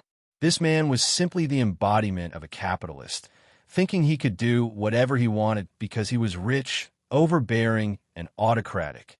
Song Beicheng casually found a spot and sat down. "I don't need anything from Miss Enai. I'm here to eat noodles." He was curious to see how good these noodles were, praised so much by Granny Mo, and Enai Yang pointed to the sign hanging outside the door and asked with a smile, "Mr. Song, can't you read?" The sign clearly stated closed. Song Beicheng smiled light-heartedly. "Miss Enai is correct. I really don't know how to read." Enai Yang raised her eyebrow slightly. "Well, Mr. Song, you can at least understand human speech, right?" Song Beicheng nodded. "Miss Enai is indeed intelligent and bright. No wonder my grandmother likes you so much. I really don't understand human speech." Enai Yang nearly choked on her own saliva. She had met shameless people before, but she had never met anyone as shameless as Song Beicheng. Such profound skills. She decided to consider him as someone who needed special care. "Wait here." Enai Yang glanced at Song Beicheng once more before walking towards the kitchen. "Wait a moment," Song Beicheng spoke again. Enai Yang stopped in her tracks. Song Beicheng continued, "Miss Enai, you're not being professional. You didn't even ask the customer for dietary restrictions." Enai Yang gave a slight smile and said word by word, "May first ask if you have any dietary restrictions?" Song Beicheng replied, "I don't eat onions, ginger, or garlic. I do like a lot of cilantro and a cup of milk tea." It sounded like he was really here for a meal. Enai Yang nodded. "All right, please wait for a moment." A moment later, Enai Yang brought a bowl of delicious pickled vegetable noodles and a cup of creamy and delightful milk tea. The sour, spicy, and savory smell of sour fish hooked on Song Beicheng's appetite instantly. Head had the finest banquet dishes and dined at overseas Michelin restaurants. But he couldn't help himself from thinking at this moment that neither the distinguished banquet dishes nor the Michelin restaurants could stack up against the aroma of the bowl of noodles in front of him. Became the favorite in the village, found out about Li Xiangxian's background as initially. He only wanted to tease Ai Yang, but now he was impatient to have a taste of the noodles. Song Beicheng picked up the chopsticks, picked up a few strands of noodles, and put them in his mouth. The taste that met his tongue made him close his eyes contentedly. It was tangy and crispy, addictively delicious. At this point, he started to understand why Granny Mo enjoyed these noodles so much. Because the taste was just too amazing. Before he knew it, Song Beicheng had finished a large bowl of noodles, even forgetting his own neat freak tendencies. Satisfying his craving for the noodles wasn't enough. Song Beicheng drank all of the noodle soup as well. At this moment, Song Beicheng was utterly conquered by the delightful food. Where was the decorum of Mr. Song? After finishing the noodle soup, Song Beicheng realized that he hadn't touched the milk tea next to him, so he picked up the cup and took a sip. The taste of the milk tea did not disappoint him either. Men usually didn't take a liking to sweet things, but this milk tea was different. It had the refreshing bitterness of tea and the richness of milk combined together. It was simply a pleasant surprise to the taste buds. Miss and I, Song Beicheng looked up at Ai Yang. Are you really not considering my previous invitation? This time, Song Beicheng was genuinely sincere. He really was smitten by Ai Yang's culinary skills. Ai Yang smiled lightly. Does Ba Song have amnesia? Song Beicheng continued. They'll give you $1 million salary. As he said this, he held up 2 fingers. 2 million. Really throwing his money around. The girl looked so beautiful, and her cooking was excellent. Bringing her back for 2 million wouldn't be a loss for him. Ai Yang was silent, continuing to play with the abacus under her fingertips. 2.5 million. 3 million. 3,100,000. All that answered Song Beicheng was the click-clack of the abacus beads. Song Beicheng slightly raised an eyebrow. Could it be that she was calculating how much money she could make in 2 years? 3 years? He knew it. No one could resist the allure of money. Even Ai Yang, who professed to be self-reliant, couldn't refuse this astronomical sum. No need to calculate, Song Beicheng continued. 1 year is 3. 1 million. 2 years is 6. 2 million. 3 years is 9. 3 million. 10 years is 31 million. But Ai Yang acted as if she hadn't heard Song Beicheng's words, continuing to play with her abacus. Why wasn't she speaking? Song Beicheng frowned. Could she have been scared dumb by these large figures? Indeed, her bowl of noodles only sells for 3 cents a pop. She'd have to sell 100 million bowls of noodles to earn back 31 million. 100 million bowls of noodles. Enough for her to sell for a lifetime. Song Beicheng chuckled. Miss and I, why aren't you speaking? Don't worry, I Song don't have many good qualities, but one never go back on my word, since I promised a salary of 3.01 million. I will definitely keep it. If you... Just then, Ai Yang slightly lifted her head, interrupting Song Beicheng's unfinished words. Mr. Song, one know you're filthy rich and could easily rival a country's wealth. If you're really worried about having too much cash on your hands, there's still many impoverished areas in China waiting for your kind donations. So, could you stop toying with me? This person really has issues. Song Beicheng thought she seriously believed he was just making fun of her, and quickly clarified. Miss and I'm serious. Am not making fun of you. Is 3 million that much? When had he ever spent less than 3 million on a woman? Ai Yang laughed. If our paths do not cross, we do not become conspirators, Mr. Song. If you've finished your food, could you leave quickly? Won't plan to take a noon break. She refused again. Ai Yang actually refused him again. But this time, Song Beicheng wasn't planning to back down. He didn't believe that Ai Yang would really give up the 3 million. Song Beicheng stood up, faced Ai Yang, and spoke slowly. Miss and I only give one chance. I hope you don't regret it. When his sentence ended, Song Beicheng turned and walked away. The clear lens of his glasses concealed, well, all the emotions in his eyes. Simultaneously, Song Beicheng was silently counting to 3 in his heart. He believed that by the time he counted to 3, she would definitely call out to stop him, because he really knew women too well. Just as he thought, When he finished counting too, and Yang caught up with his steps. Wait! A small smile tugged at Song Beiqing's lips. He pushed his glasses up and turned to look at Yang. He was about to chide her, but Yang stretched out her hand and spoke before him. Boss Song, if you can afford a salary of 3.01 million, surely you wouldn't mind paying the 60 cents for the noodles? Chapter 218 became the favorite in the village, found out about Li Xiangxian's background _4. What? And Yang came to ask him for the bill? This development seems off, doesn't it? Could it be that Yang didn't regret it and came to catch up with him? Song Beiqing was dumbfounded. What's the matter? And Yang looked at Song Beiqing and continued. You're not planning on dining and dashing, are you, Mr. Song? A shallow dimple appeared at the corner of her mouth, and her bright peach blossom eyes, mischievous like a cat's, caused Song Beiqing to become transfixed. Mr. Song, and Yang spoke again. Song Beiqing finally snapped out of it and took out a large Unity note from his pocket. No need for change. And Yang fished out some spare change from her pocket and forced it into Song Beiqing's hand. Don't worry, Mr. Song. We are not some kind of black shop. Song Beiqing looked at Yang. And Yang, you really don't regret it? And Yang made a pleased gesture. Mr. Song, take care. Song Beiqing took a step forward. And Yang, I will never give you a second chance, are you sure?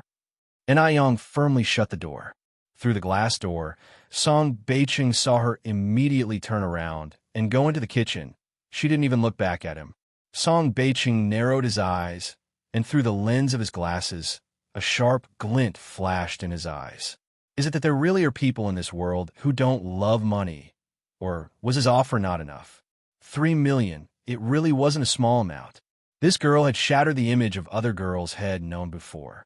Song Beiqing held the money in his hand, maintaining his usual expression while returning to his car. Shally, let's go. Without saying anything more, Li Gongqing naturally didn't dare to ask any questions. The car quickly departed from the avenue lined with Chinese parasol trees. And Yang went into the kitchen and told Zhou Qingshang and Wang Jinfeng about purchasing the adjacent shop. Aunt Jinfeng, the previous owner, left some old furniture and daily necessities behind in the neighboring shop. Go have a look and see if there's anything you can use. If there is, feel free to take it with you when you head home later. Wang Jinfeng wiped her hands on her apron, looking a bit embarrassed. Yang, don't you want them? Zhou Qingshang also said, Yes, Yang, keep them for yourself. And Yang laughed and said, We bought new pots, bowls, and dishes when we moved, so it would be a waste to bring more back. Come on, they'll take you there. At this time, life in the countryside was not easy. Even scraps of old cloth could be put to use, not to mention pots, bowls, and dishes. Wang Jinfeng and Zhou Qingshang happily took several daily necessities they could use. This family must have been so rich. They left behind so many good things. Yeah, I see many items are still brand new. People in the city are rich. While taking stuff, the two marveled. And Yang saw that besides daily necessities, pots and pans, there were also a lot of unopened stationery and school bags. She found 2 snakeskin bags to pack all the school bags and stationery. After she finished cleaning the room, it was time to open for business. And Yang began to get busy again. When she came home that night, she showed Suihua the stationery and school bags she had brought back. Suihua said, Yang, let me pick a nice little school bag for Union. Then give the rest to the other children in the village. It's a waste to keep them at home. And Yang smiled and said, Mom, you're thinking what I'm thinking. And Yang called Good and Over, who then called other kids to come. In no time, NIS small courtyard was bustling with children. At that time, the school bags that the children used were made by their grandparents or mothers. They were simple designs, made by splicing scraps of cloth into a bag and attaching a strap. As long as they could carry it on their shoulders, it was enough. Having a backpack like the ones in their textbooks was a dream many children yearned for. Wow, this school bag is beautiful, just like the ones I saw in the city. Thank you, Sister Nayang. Sister Nayang, you're so kind. Tutu and Yang laughed, In addition to the school bags, Sister Enai Yang also wants to give each of you a pencil box, 3 pencils, and an eraser. But she paused here. You have to promise Sister Enai Yang one thing. Sister Enai Yang, tell us. Chapter 219 became the favorite in the village. Found out about Li Xiangxian's background as Enai Yang continued. You must promise Sister Enai Yang, study hard, strive for progress every day, and become a useful person in the future. Gooden scratched his head in puzzlement. Sister Enai Yang, why do we need to study hard? If we don't study hard, does it mean we won't be a useful person in the future? With a slight smile, Enai Yang squatted down and looked into Gooden's eyes. Studying hard will grant you the power to choose your future, to choose meaningful and liberating work, rather than being forced to survive. When you feel your job is meaningful, you will feel accomplished. When your job leaves you time to live your life, you'll have dignity. Accomplishment and dignity bring you happiness. A meaningful job makes you a useful person. Rather puzzled, Gooden nodded. All right, it'll take Sister Enai Yang's advice, and I will study hard and strive for progress every day. Although Gooden didn't entirely understand her words, he knew that following Sister Enai Yang's advice couldn't go wrong. Enai Yang reached out and touched Gooden's little head. The other children seriously responded, Don't worry, Sister Enai Yang. We will all study hard and become useful people in the future. We'll earn a lot of money to buy a lot of delicious food and fun things for Sister Enai Yang. In this era, many scrumptious and fun things are unattainable dreams for these children. Even though they don't currently have the ability, they can't wait to dedicate the best things to Enai Yang. After distributing the backpacks and stationery to the children, Enai Yang went to Zhou Qingshang's house to discuss the decoration of a new store with Wang Tiniu. Enai Yang said, Uncle Tiniu, let's hire the same guys as last time. The wages and construction period remain the same. Enai Yang took out the money and placed it on the table. Wang Tiniu stood up and said, According to your aunt, this shop is half the size of the last one. It doesn't require that many days or that many people. Enai Yang laughed and said, Let's just stick to this arrangement. The new year is coming, and I hope that we all can earn a little extra to have a good time. There isn't much farming work in winter. Everyone, apart from those still hunting for aloe vera on the mountain, is idle at home. However, with the aloe vera supply nearly exhausted, this money from Enai Yang is like timely rainfall relieving many people's pressing needs. This money would undoubtedly make everyone's new year more prosperous. With this, they would have prestige when visiting friends and relatives. Wang Tiniu held Enai Yang's hand, emotionally saying, Yang, on behalf of everyone, I want to thank you. Enai Yang smiled lightly. Uncle Tiniu, you're earning the money in exchange for your labor. There is no need to thank me. After sorting out these matters, Enai Yang left the Wang family. Wang Tiniu, on the other hand, went around spreading the good news. In the village, each house is adjacent to the other. At this moment, everyone was coming out, standing at their door discussing something quietly. Yang is such a good girl. She has helped us so much. They've been living in our village for such a long time now. Shouldn't we also try and help them? Exactly, Lu Laolu, you seldom speak wisely, but you certainly did this time. So how can we help them? Let's help them apply for a residential plot. Let them become bona fide residents of our village. I think that's reasonable too. How about we all head to the village council tomorrow? There's strength in numbers. We can definitely secure a residential plot for Yang's family. Lu Laolu, you should take the lead. Okay. Lu Laolu patted his chest. Tomorrow noon at 12:00, one will go door to door. None of you can back out. Anyone who does is a coward. With the way you're talking, how could we possibly back out of this? Everyone discussed and swiftly settled the matter. At this moment, Enai Yang was cooking at home, oblivious of the villagers' actions. The next day, during lunchtime, Enai Yang found time to visit the detective agency. Upon seeing Enai Yang arrive, Xiaozhou greeted her immediately. Miss Enai? Enai Yang nodded in acknowledgement. Dispensing with the small talk, she went straight to the point. How's the investigation coming along? Xiaozhou beamed. Miss Enai, Rest assured the detectives in our agency are as good as their reputation.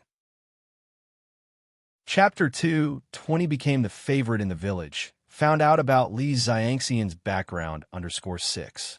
And Yang handed over the prepared 500 yuan. This is the final payment. Xiaozhou took the money and pointed to a chair. Miss and please sit down. Let me explain everything to you slowly. And Yang leaned forward to sit down. Xiaozhou poured a cup of tea for Yang. Thank you. And Yang picked up the cup and took a gentle sip. Xiaozhou looked at Yang, sighing inwardly. A beauty is a beauty. Even her tea-drinking gesture is beautiful. Xiaozhou was momentarily distracted before transitioning into the main topic.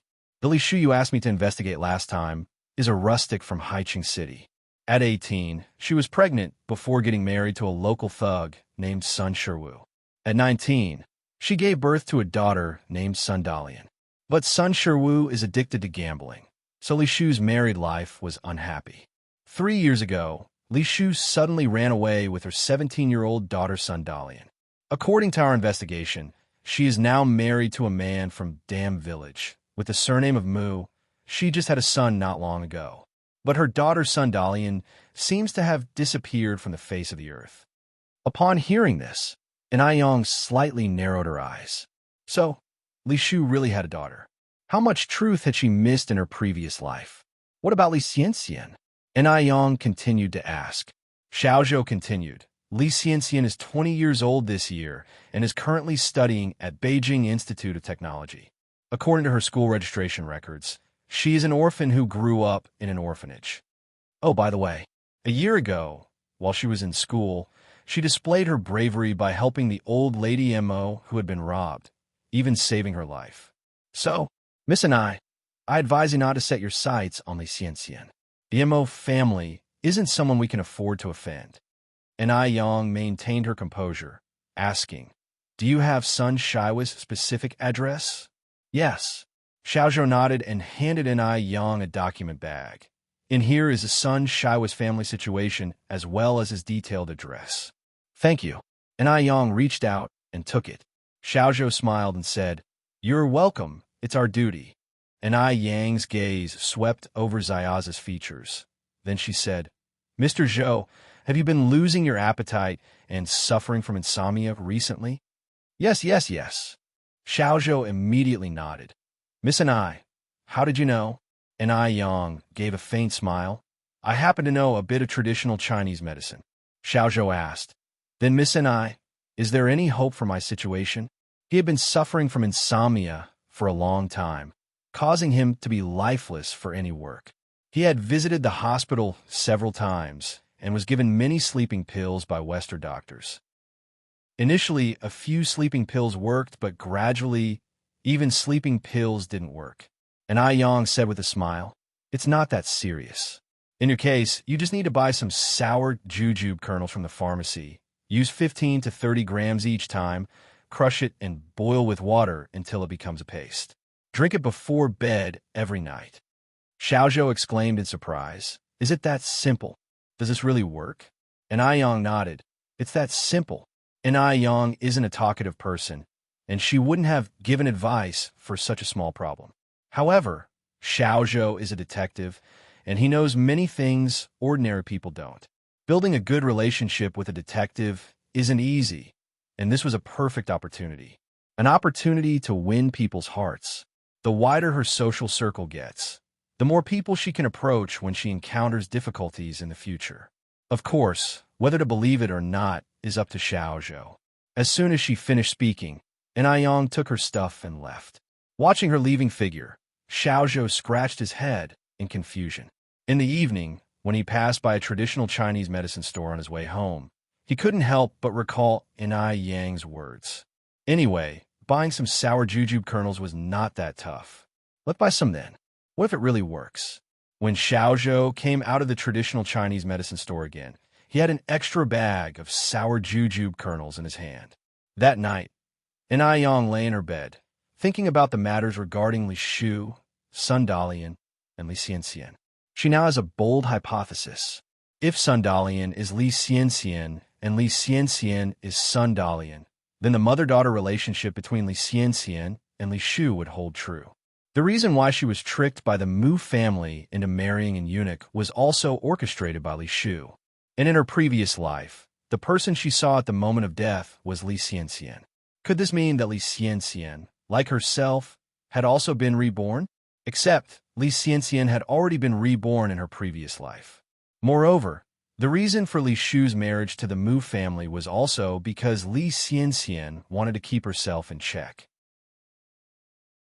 Chapter 221 became the favorite in the village. Found out about Li Xianxian's background. 7 after all, this mother-daughter duo were both hoping to see her dead. With that thought, Yang sat up on her bed with a start, like a carp leaping up from water. She grabbed the glass on her nightstand and gulped down a large mouthful of water. What was Li Xianxian's motive to harm her? In her previous life, she had barely any direct contact with Li Xianxian. Li Xianxian. Yang squinted her eyes, a glimmer of light flashing in her pupils. Right? Wasn't Li Xianxian most concerned about the Mo family? Then she will first dismantle the Mo family's trust in her. A fox, after all, will show its tail one day. Air! A shrill scream tore through the silence of the early morning. What's wrong? What's wrong? Pipping, what's wrong? The old Mrs. Mo pushed open the door, rushing into Lin Pingping's room with anxiety.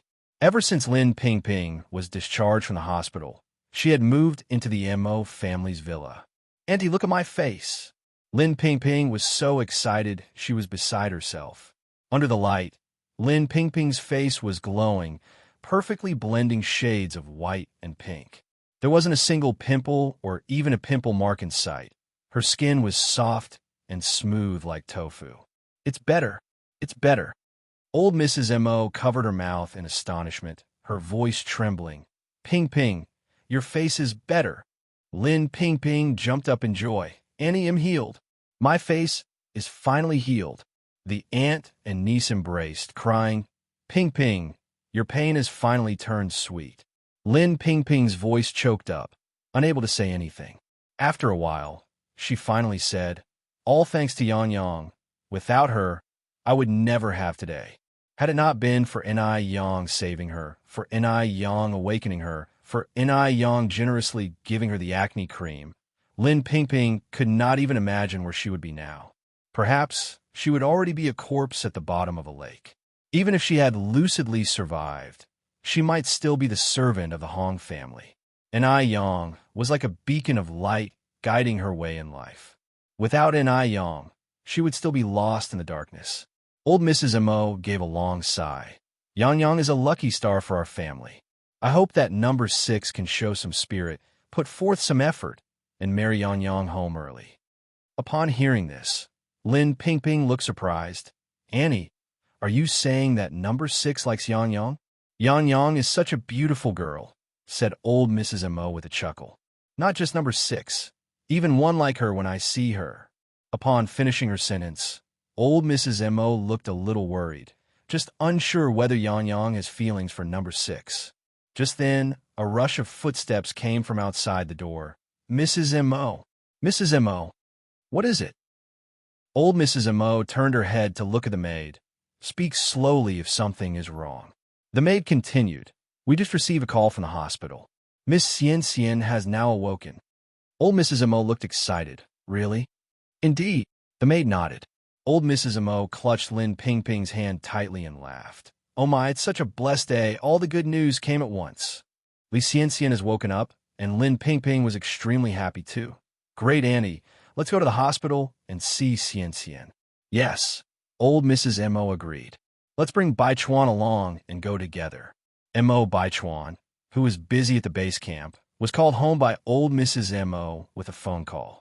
Upon hearing the news that Li Xianxian had awakened, he was first taken aback. Then, inexplicably, his mind went to Yang. Li Xianxian was Yang's love rival, and knowing that Li Xianxian had woken up would certainly make Yang very angry. So what if Yang didn't save Li Xianxian? She's not the only doctor in the world. Originally, Mo Baichuan had refused to see Li Xianxian, but instead, thinking of Yang, he decided to go. Though Li Xianxian had awoken, She was incredibly frail. Her face was pale as a sheet. Even her lips were white. Upon seeing Mo Baichuan, Li Xianxian felt a surge of joy. Her heartbeat quickened. She knew that she must exist in Mo Baichuan's heart. Otherwise, an arrogant man like Mo Baichuan would never bend to visit a woman in the hospital. Xianxian, you're finally awake. Old Mrs. Mo held Li Xianxian's hand tightly. You have no idea how worried I've been these past few days. Li Xianxian burst into tears. I'm sorry, Grandma. I failed you. If it weren't for me, I wouldn't. I'm sorry, I'm truly sorry. Oh, you silly child, this is not your fault. It's our own doing that led to this. Old Mrs. Mo said gently, patting Li Xianxian's back. Xianxian, don't worry or blame yourself.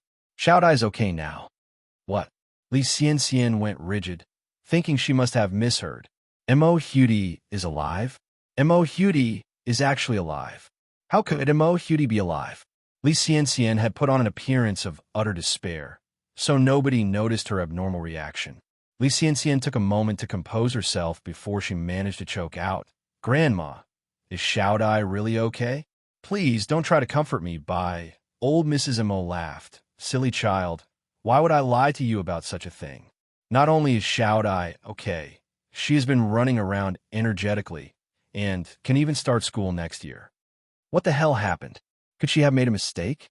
Li Xianxian hugged old Mrs. Mo, crying, That's great, Xiaodai is safe. Xiaodai is safe. It's all right, it's all right. Wiping her tears, Li Xianxian continued. Grandma, who saved Xiaodai? Please tell me. I need to thank them. Old Mrs. Mo laughed. Speaking of it, she's really a lucky star for our Mo family. Not only did she save Xiaodai, but she also helped Ping Ping and even saved me before. From old Mrs. Mo's expression, Li Xianxian could see how much she liked that lucky star. She liked her even more than she liked Li Xianxian. Old Mrs. Mo has never called her a lucky star. What on earth happened while she was in a coma? Chapter 222 Chapter Changing Views on Ni Yin. Elder Mrs. Mo's birthday banquet. For a moment, countless thoughts rushed through Li Xianxian's mind. Just thinking that someone had taken her place during her unconscious state was unbearably upsetting for her. Just then, Lin Pingping entered the room through the door. Xianxian. Aunt Ping. Li Xianxian looked up at Lin Pingping, but was stunned the moment she looked at her. What was going on? How did Lin Pingping's face get better so suddenly? Aunt Ping. Li Xianxian covered her mouth in surprise. Your face is healed? Lin Pingping nodded with a smile. Yes, my face is healed. The old lady, Mo, chuckled. Pingping's face was also cured by that lucky star. Oh, our Mo family is so fortunate to have met him in this life. Him again? Li Xianxian contained her anger and tightly clutched the bed sheet beneath her. Regret filled her. She regretted not helping Lin Pingping sooner. She clearly had a way to cure acne too. Initially, Li Xianxian wanted Lin Pingping to suffer a bit more, because only after Lin Pingping suffered enough would she feel more gratitude towards Li Xianxian when she extended a helping hand. She would be seen as a lifesaver. But Li Xianxian never expected that someone would swoop in and steal the credit that belonged to her while she was unconscious. Who exactly is that lucky star? Li Xianxian's gaze was filled with malevolence as she hung her head low. She absolutely wanted to kill this lucky star to vent her anger. After a moment, Li Xianxian looked up at Lin Pingping and smiled. Congratulations to Aunt Ping then. Lin Pingping smiled back. Thank you. Old lady Mo turned to Mo Baichuan. Chuan, you go ask Dr. Wang if Xianxian could be discharged now. Mentioning Mo Baichuan, Li Xianxian's eyes softened. She had lost too much. No matter what, she couldn't afford to lose Mo Baichuan anymore. Mo Baichuan nodded and left the room. The ward was too stuffy. Especially seeing Li Xianxian's infatuated face, Mo Baichuan felt more annoyed. He didn't understand why all the girls had the same expression when they saw him, except for one person who was different. Suddenly, an image of a beautiful face came to Mo Baichuan's mind, making his heart flutter. After Mo Baichuan left, Old Lady Mo chuckled. Xian, I've never seen Chuan care this much about any girl before. You're the first. Li Xian playfully pouted. Grandma, don't tease me. Lin Ping added, I also think that our Baichuan treats Xian differently. At her words, Li Xiangxian's eyes gleamed with triumph. Mo Baichuan would never spare a glance at other girls outside, but now he was willing to see Dr. Wang personally for her. If this spreads out, she'll be the object of everyone's envy. Soon, the door of the ward was pushed open again. Li Xian looked up joyfully. Without surprise, she saw Mo Baichuan's stern face. No matter when, Mo Baichuan always looked expressionless. Aloof. Li Xian just adored his cold and detached demeanor. Every time Li Xian saw Mo Baichuan like this, she lost control of herself.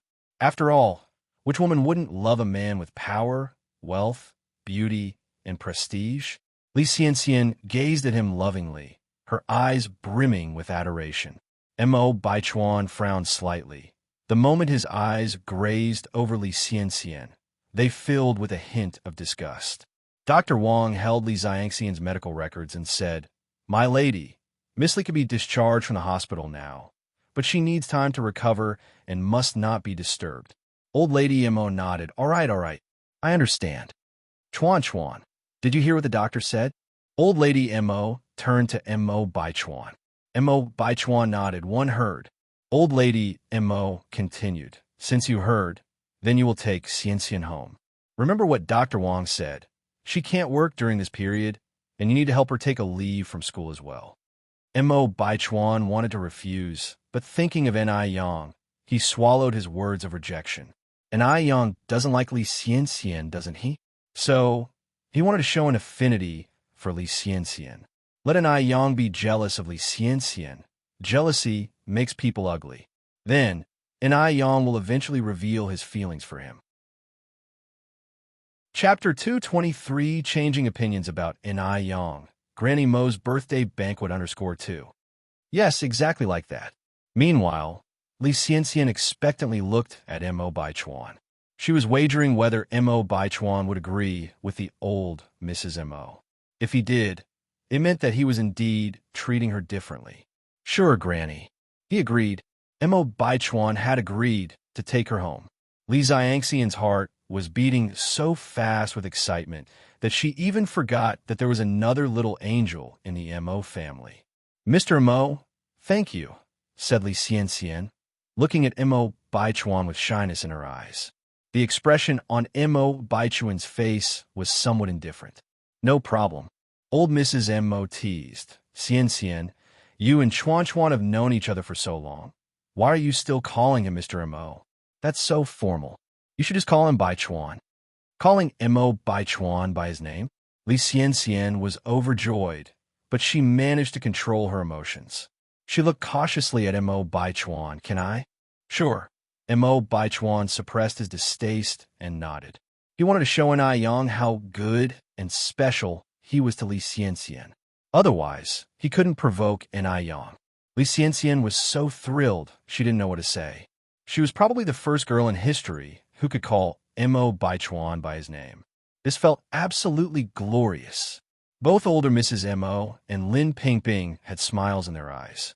Although Mo Baichuan didn't do anything special for Li Xian, anyone could tell that he was treating her differently. Normally, would Mo Baichuan allow a young girl to call him by his name? Mo Baichuan had driven here. He saw old Mrs. Mo and Lin Ping off to the car, carrying Li Xian. Seeing Li Xian get into the co-driver's seat, Mo Baichuan's face immediately darkened. She was too presumptuous. Did she think he was blind to be interested in someone like her? Suppressing the anger in his heart, Mo Baichuan leaned into the car. Granny, Aunt, you go back first. He'll take care of Xian. Xian? Did she hear it wrong? Mo Baichuan actually called her Xian. Li Xiangxian's face took on a rosy hue immediately. Mo Baichuan had kept his emotions hidden deep. Clearly, he was very fond of her. Previously, he always pretended as if he was indifferent. His current transformation had to do with a near-death incident she just went through. because he can no longer bear the fear of loss. Although Mo. Hudi wasn't eliminated, this could still be considered a blessing in disguise. That Mo. Baichuan realizes he likes her, indicating that her wrist wasn't cut for nothing. With this thought, Li Xianxian felt much better, and a smile appeared on her face. The old Mrs. Mo. cheerfully said, "All right, drive slowly on the road." "Sure." Mo. Baichuan held his patience, waved goodbye to old Mrs. Mo., and then the car slowly disappeared from their sight as he stepped on the gas. Once the car windows were closed, a deathly silence fell inside the car. Mo. Baichuan silently stared at the steering wheel. His grim expression could scare anyone to death. Li Xianxian glanced at him from the corner of her eye, wanting to say something but didn't dare to. Although she knew Mo. Baichuan liked her, his temperament was rather eccentric. It would be better for her to avoid provoking him, as he could easily turn a cold shoulder if slighted. Their relationship was still unstable. It was best to take things slowly, one step at a time. Shortly after, they arrived at their destination. After parking the car, Mo. Baichuan had no intention of getting out. What was he planning to do? Stay in the car with her and make a conversation? After realizing this is what could be happening, Li Xianxian's face quickly turned crimson. Li Xianxian bit her lip, feeling inexplicably nervous as Mo. Baichuan did not speak, and she was too shy to say anything. A woman should always be reserved. Since Mo. Baichuan liked her, he should be the one to initiate conversation. After what seemed like a long time, Mo. Baichuan finally spoke. "Get out of the car." Although it was only 2 words, they were laced with coldness that startled Li Xianxian, and she almost fell off her seat. "Get out of the car?" She turned her head in surprise to look at Mo. Baichuan. Why was this happening? Why would Mo. Baichuan ever ask her to get out of the car? Does Mo. Baichuan have no other things to say to her? Ball Baichuan. Mo. Baichuan's face was expressionless, but his words were icy cold. "I told you to get out of the car." Chapter 224, Changing Views on Yin, Elder Mrs. Mo's Birthday Banquet _3. Li Xianxian looked at him, a bit aggrieved. "Baichuan, did I do anything wrong that made you angry? I can change. Can you stop being angry, okay?" Mo. Baichuan's face was gloomy. "Get out of the car. Don't make me repeat a 3rd time." Li Xianxian knew Mo. Baichuan all too well. She knew that this was a sign that Mo. Baichuan was about to lose his temper. If she didn't get out of the car now, Mo. Baichuan might even resort to physical force next. She had better get out first. It was already really nice for her to be able to ride with Mo. Baichuan today. After all, who in Beijing has ever sat in Mo. Baichuan's passenger seat? Big shots always have a bit of a temper, don't they? Otherwise, how could they be called big shots? As long as she was in Mo. Baichuan's heart, it was okay for her to tolerate a bit of his temper. After weighing the pros and cons, Li Xianxian got out of the car. She looked affectionately at Mo. Baichuan. "Baichuan, they'll go now then. Please drive carefully on the road." Slam. Before Li Xianxian could finish her sentence, Mo. Baichuan had already closed the car door. With a step on the accelerator, his car vanished from Li Xianxian's sight. As Li Xianxian watched the direction where the Jeep disappeared, a faint smile appeared at the corner of her mouth. Mo. Baichuan, to use a trendy term, was deeply introverted but passionate. Although he was obviously very fond of her, he always acted as if he didn't care at all. Didn't he know that tormenting his wife was pleasurable in the short term, but chasing her to the crematorium in the end? Just wait and see. One day, she would have Mo. Baichuan completely under her thumb. After saying goodbye to the old lady of the Mo. family, Lin Pingping went to a salon. When she came out of the salon again, her once beautiful long hair was now short and neat, and the gloomy aura that used to surround her was gone. She looked completely reborn. Lin Pingping went straight to Yang's noodle restaurant. At the time, Yang was making milk tea. Yang. Hearing someone calling her, Yang looked back, almost not recognizing Lin Pingping. "Aunt Pingping, it's me." Lin Pingping walked over and hugged Yang. "Yang, thank you." "You're welcome." Yang hugged back Lin Pingping, then said, "Aunt Pingping, please come and sit with me. The two came to the front hall and sat down by the window. Lin Pingping narrated to Ni Yang everything that happened after she returned to the Hong family. Hearing this, Ni Yang was amazed. Who could imagine that Lin Pingping, who looked so tender and weak, could be so brave and decisive? To have Hong Bin sentenced to life imprisonment was not something the average woman could do. Aunt Pingping. Ni Yang lifted her milk tea cup. Congratulations on getting out of the darkness of your former life. Thank you. Lin Pingping clinked cups with her. Setting down her cup, Lin Pingping then said, by the way, Yang Yang, have one more thing to tell you. Go on. Lin Pingping excitedly said, the Mo Hutie you saved before is my cousin. The old Ms. Mo is my aunt, and Mo Chishan is my cousin. Hearing this, Ni Yang was surprised. Really? Absolutely. It's destiny. Yang Yang, we were meant to meet each other.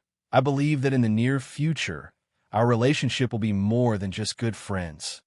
Who knows, if Mo Chishan wins Ni Yang over, they might even become family. Ni Yang didn't think that much. She just felt that destiny was indeed a wonderful thing. The two chatted for a while longer, and then Lin Pingping grabbed Ni Yang's hand. Yang Yang, recently there have been a lot of people at our hospital wanting to buy your acne cream. Do you sell it? Ni Yang nodded. Yes, I not only sell the acne cream, but also the spot-removing cream. Recently, I even developed a skin-whitening product. Lin Pingping was excited. Really? Ni Yang nodded. Yes, let me get you some samples. A moment later, Ni Yang brought over a small cardboard box containing face cleanser, aloe vera gel, acne cream, spot-removing cream, and a recently developed skin-whitening and hydrating cream.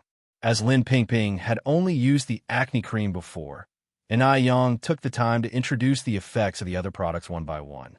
Lin Pingping was born into a wealthy family, and her girlfriends were also no ordinary people, so Ni Yang took special care to introduce the whitening moisturizing cream. Ni Yang had tried it herself, and the effect of this whitening moisturizing cream was excellent. Because the production process was a bit complicated, the price was also higher, 108 yuan per box. It was perfect for affluent people. In a skincare product line, there always needs to be an impressive luxury item to represent the brand. So, she had developed this whitening and moisturizing cream. Chapter 225, Changing Views on Ni Yin, Elder Mrs. Mo's Birthday Banquet _4. Take, for instance, the famous skincare brand La Mer, which is a subsidiary of Estée Lauder. Estée Lauder's prices are affordable for the average person, but La Mer could be a little out of their price range. Lin Pingping expressed her surprise. Does this skin whitening moisturizer really whiten skin? There isn't a woman who doesn't fancy fair and rosy skin. No matter whether they're white or yellow-skinned, all women hope their skin can become fairer, better. Ni Yang responded with a smile. You can see the results by trying the sample at home. Lin Pingping continued. All right, I'll get 1 set of this skincare product and 8 acne creams for my colleagues. Okay. Ni Yang packed a bag full of skincare products for Lin Pingping and added a pile of samples. Yang Yang, how much do all these cost? Lin Pingping asked. Ni Yang answered with a smile. Cleanser is 15 yuan. Aloe gel and acne cream are 20 yuan each. The skin whitening moisturizer is a little more expensive at 108 yuan. The total comes to 303 yuan. You can pay 300 yuan. Her middle arithmetic was pretty good. It would usually take a minute or two for a regular person to calculate these prices, but Ni Yang gave the answer immediately, without thinking. Lin Pingping was secretly surprised. She pulled out 400 yuan from her pocket and gave them to Ni Yang. Ni Yang gave Lin Pingping change, but Lin Pingping refused, insisting she had already taken too much advantage of Ni Yang. She had previously spent thousands of yuan trying to treat her face, let alone 400 yuan. Yang Yang, you'll leave first, bye. Lin Pingping ran out the door and waved at Ni Yang. Left with no choice, Ni Yang had to abandon the idea of giving change and wave back at Lin Pingping. Once back, Lin Pingping washed her face eagerly with a cleanser and applied the skin whitening moisturizer. As though affected by some psychological factor, Just after applying the moisturizer, Lin Pingping felt her skin becoming much brighter. But the actual result would only reveal itself over time. Lin Pingping followed N.I. Yang's instructions and patted her face in front of the mirror.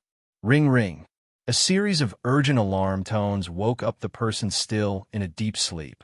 The person groggily turned off the alarm and was jolted upright when they saw the time on the clock. It was already 12:30. They had actually slept until 12:30. It was utterly terrifying.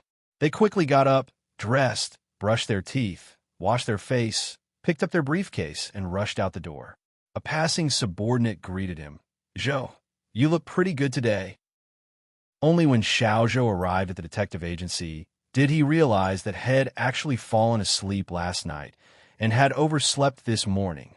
For someone who had been suffering from insomnia for half a month, it felt better than winning a 5 million yuan lottery. Xiao Zhou, feeling refreshed, sat on the leather sofa and made himself a cup of tea. He decided to drink more sour jujube tea that night.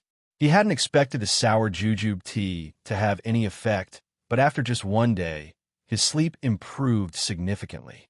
It turned out that N.I. Yang did have some skills.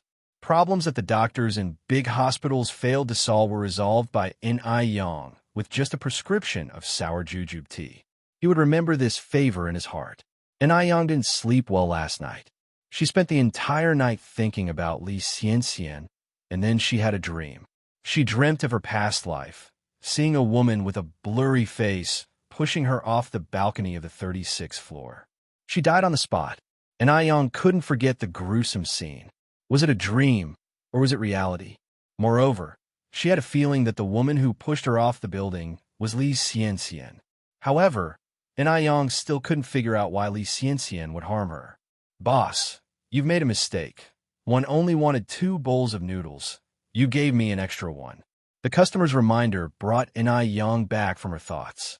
She smiled and returned the excess bowl of noodles. "I'm sorry. Thank you for reminding me. I want a bowl of noodles over here." "Okay." And Yang quickly served the spare bowl of noodles to the customer. "Here you go. That will be 3 cents. The man took out a 1 yuan note and handed it to Yang. Yang reached out to take it. "Thank you. Here is your change." From beginning to end, Yang didn't give him an extra glance. She did her work, served the noodles, collected the money. She neither took the initiative to talk to him, nor tried to get close to him, just like the other customers in the restaurant. Chapter 226, Changing Views on N.I. Yin, Elder Mrs. Mo's Birthday Banquet _5. Song Beiqing watched as N.I. Yang turned her back to him, peering at her with a newfound seriousness in his eyes. Perhaps, from the beginning to the end, he entirely misjudged N.I. Yang. She truly didn't care about money. She genuinely didn't wish to associate with the rich and powerful. Yet, despite being only a teenager, she possessed a maturity that many adults lacked, as if weathered by countless storms. Song Beiqing touched his chin, and a glimmer of intrigue flashed in his eyes. With swift movements, he finished his noodles and left the place. For 3 days, Song Beiqing visited the noodle restaurant every morning. To get his noodles, he even had his assistant queue for him for a considerable amount of time. In those 3 days, they didn't exchange a single word or even a glance. Only then did Song Beiqing realize that the girl genuinely had no interest in him. Yang. Song Beiqing couldn't resist calling out to N.I. Yang's back. "What is it?" N.I. Yang stopped in her tracks, directing her gaze towards Song Beiqing. Song Beiqing chuckled. "I thought for sure you wouldn't pay me any attention." N.I. Yang raised an eyebrow in amusement and retorted, "Why would Boss Song think that?" Song Beiqing continued, "Well, one just upset you a few days ago. So, I was hesitant to initiate a conversation with you, fearing you might still be angry." This man sure was amusing. When he stopped with his capitalist arrogance, he proved to an intriguing personality. Before N.I. Yang could respond, Song Beiqing carried on. "Perhaps due to our different upbringing, money has always been of primordial importance to me. In my eyes, money equals omnipotence. It gives me high-quality living standards, private drivers, assistants, servants, bodyguards, but one overlooked respect. No amount of money can buy respect. Therefore, in Aiyang, I apologize for my previous inappropriate actions. It was wrong of me to measure a person's worth with money. That was an insult to your dignity. Song Beiqing was smart and adaptable. Lai wouldn't impose his errors on Aiyang. If he was at fault, he was at fault.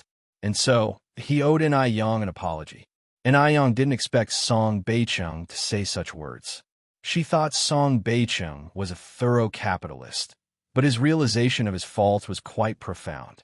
Aiyang faintly smiled. So, in your eyes, am a petty person? Song Beiqing also laughed. Of course not.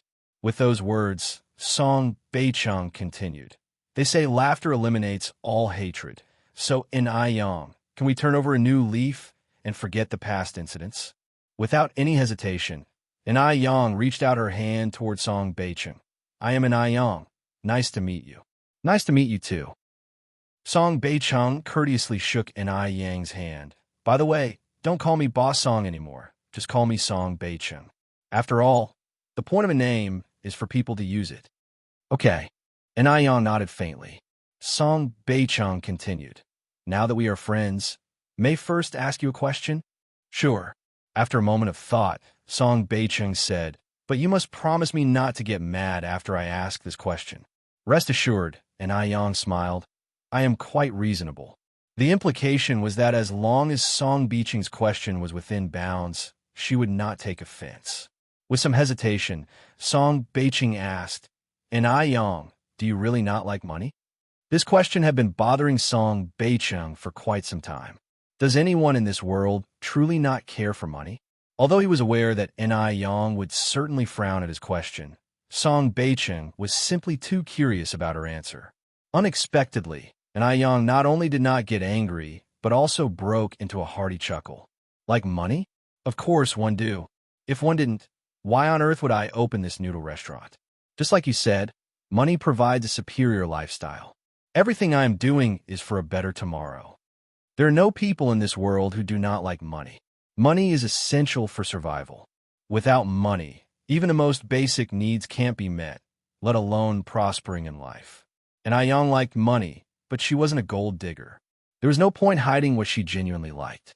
Then why did you reject? Aiyang continued for him. You mean, why did I reject your exorbitant invitation? Chapter 2:27 Changing Views on Yin. Elder Mrs. Mo's birthday banquet _6.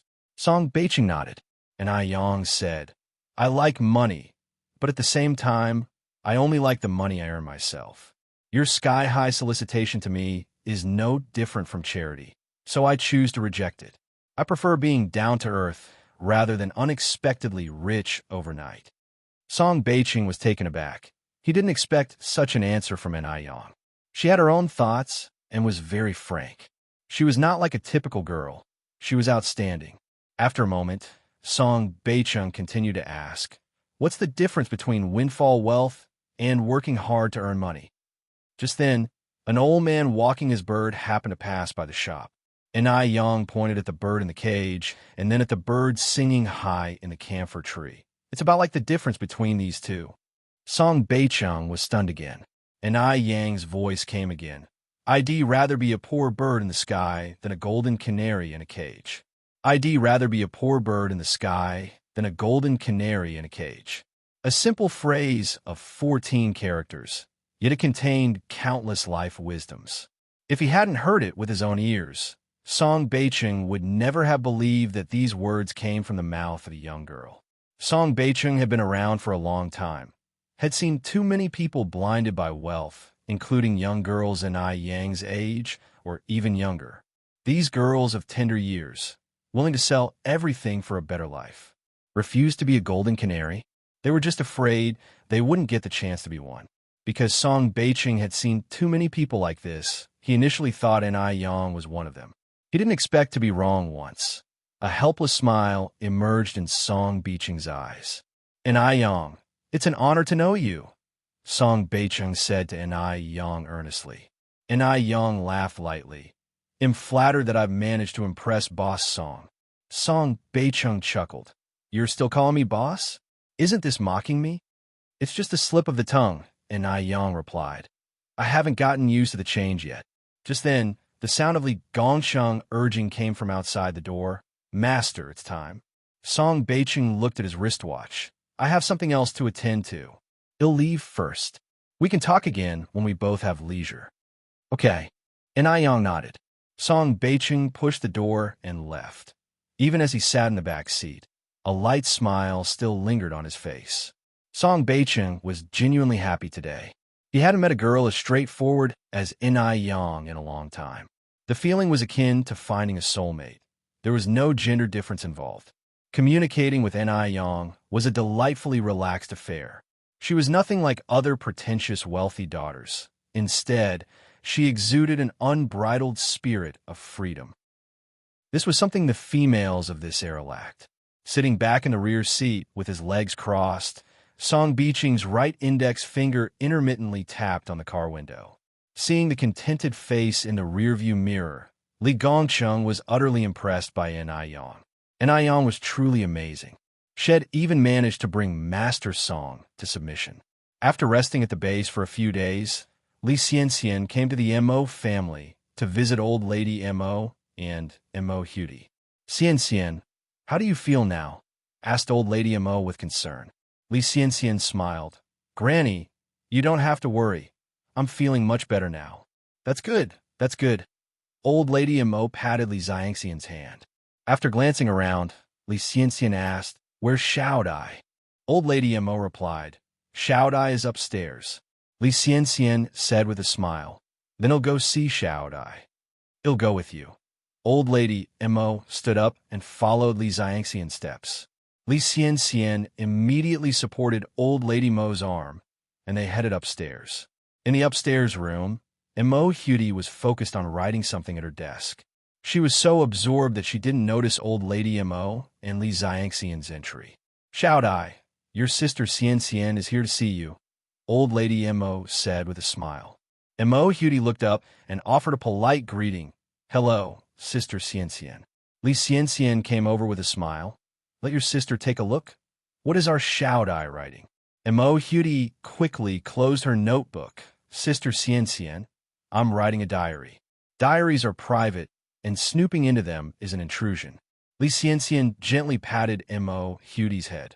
Xiaodai, you're young, and it's the time to play. When it comes to learning, you shouldn't put too much pressure on yourself. Just go with the flow. Chapter 228, Changing Views on Yin, Elder Mrs. Mo's Birthday Banquet. 7 Madame Mo also laughed. Xiaodai, your sister Xianxian is right. You are at the age to play. Don't put too much pressure on yourself. It's fine to enjoy your writing, but remember not to exhaust yourself. Mo Hudy came over, hugged Madame Mo's neck coquettishly. Grandma, I know. Li Xianxian looked at Mo Hudy and narrowed her eyes imperceptibly. Since Mo Hudy didn't die, it seemed that some plans had to be set in motion ahead of time. The Mo family was of high status, and Mo Baichuan was an important figure. If she wanted to marry into the Mo family smoothly, she still lacked a dazzling identity. With such an identity, she could stand more firmly in the Mo family in the future. Li Xianxian smiled and came over. Xiaodai, would you like to go downstairs and play? Sure. Mo Hudy nodded. The three went downstairs together. Li Xianxian had brought a lot of things that little girls like to play with. So, Mo Hudy sat on the floor and started playing, even forgetting about lunch. At the dining table, Li Xianxian proactively served Madame Mo. Grandma, if I remember correctly, your 75th birthday is coming up in a few days, isn't it? Madame Mo laughed. It's commendable that you remember this old woman's birthday, Xianxian. Li Xianxian said, Grandma, your birthday is always on my mind. I know you're a filial child. Li Xianxian continued, Grandma, with all the good things happening in the family recently, we should definitely celebrate your birthday in a big way. Mo Fuhai, the eldest at the table, put down his chopsticks and agreed. Xianxian is right. We haven't had any celebrations at home lately. This would be a perfect occasion to invite the older siblings back, dispel some of the recent bad luck. Li Xianxian continued. It would be perfectly timed to invite over the little lucky star that Grandma often mentions. He has been such a help to the family. We should properly thank him. Li Xianxian had wanted to meet this little lucky star for a long time now. Unfortunately, she hadn't found the right opportunity. With this birthday banquet, not only could she display her abilities in front of the Mo family, but she could also meet the legendary little lucky star. She had to see if this little lucky star was as formidable as rumored. Of course, more importantly, she wanted to assess whether the little lucky star would pose a threat to her. Anyone daring to steal her credit would have to pay back the principal along with the interest. Madame Mo laughed and nodded. Excellent, Xianxian. You've truly hit the nail on the head. Fuhai, we should sincerely thank our little lucky star. Mo Fuhai said, let's leave this matter to Sixth. He can notify Yang Yang. Upon hearing about Mo Qixin, a look of disdain flashed in Li Xianxian's eyes. As the saying goes, birds of a feather flock together. If he associates with the trashy sixth son of the Mo family, then this little lucky star is definitely not to be feared. He probably fluked into saving Mo Hudi and into curing Lin Pingping's acne. Mother, father, are you speaking ill of me again? A straight figure walked in from the outside at just the right moment. Uncle Mo Sixth, Li Xianxian politely greeted. Although she thoroughly despised this waste, she had to maintain her facade. She couldn't let the Mo family elders harbor any dissatisfaction towards her. Mo Qixin nodded at Li Xianxian, then sat next to Madame Mo Fuhai, explained to Mo Qixin about Madame Mo's birthday feast while laughing. Mo Qixin said, Dad, there's no need for you to worry about such matters when I'm here. I've already prepared the venue. You just need to enjoy yourself every day. Mo Qixin was always good at cheering people up, and he immediately brought a lot of joy to Madame Mo and Mo Fuhai. The two elders laughed and scolded him playfully as a naughty boy.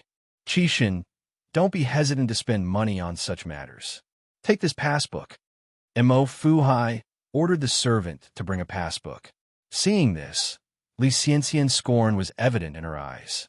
Waste is waste. Even the money for his mother's birthday celebration needs to be begged from people.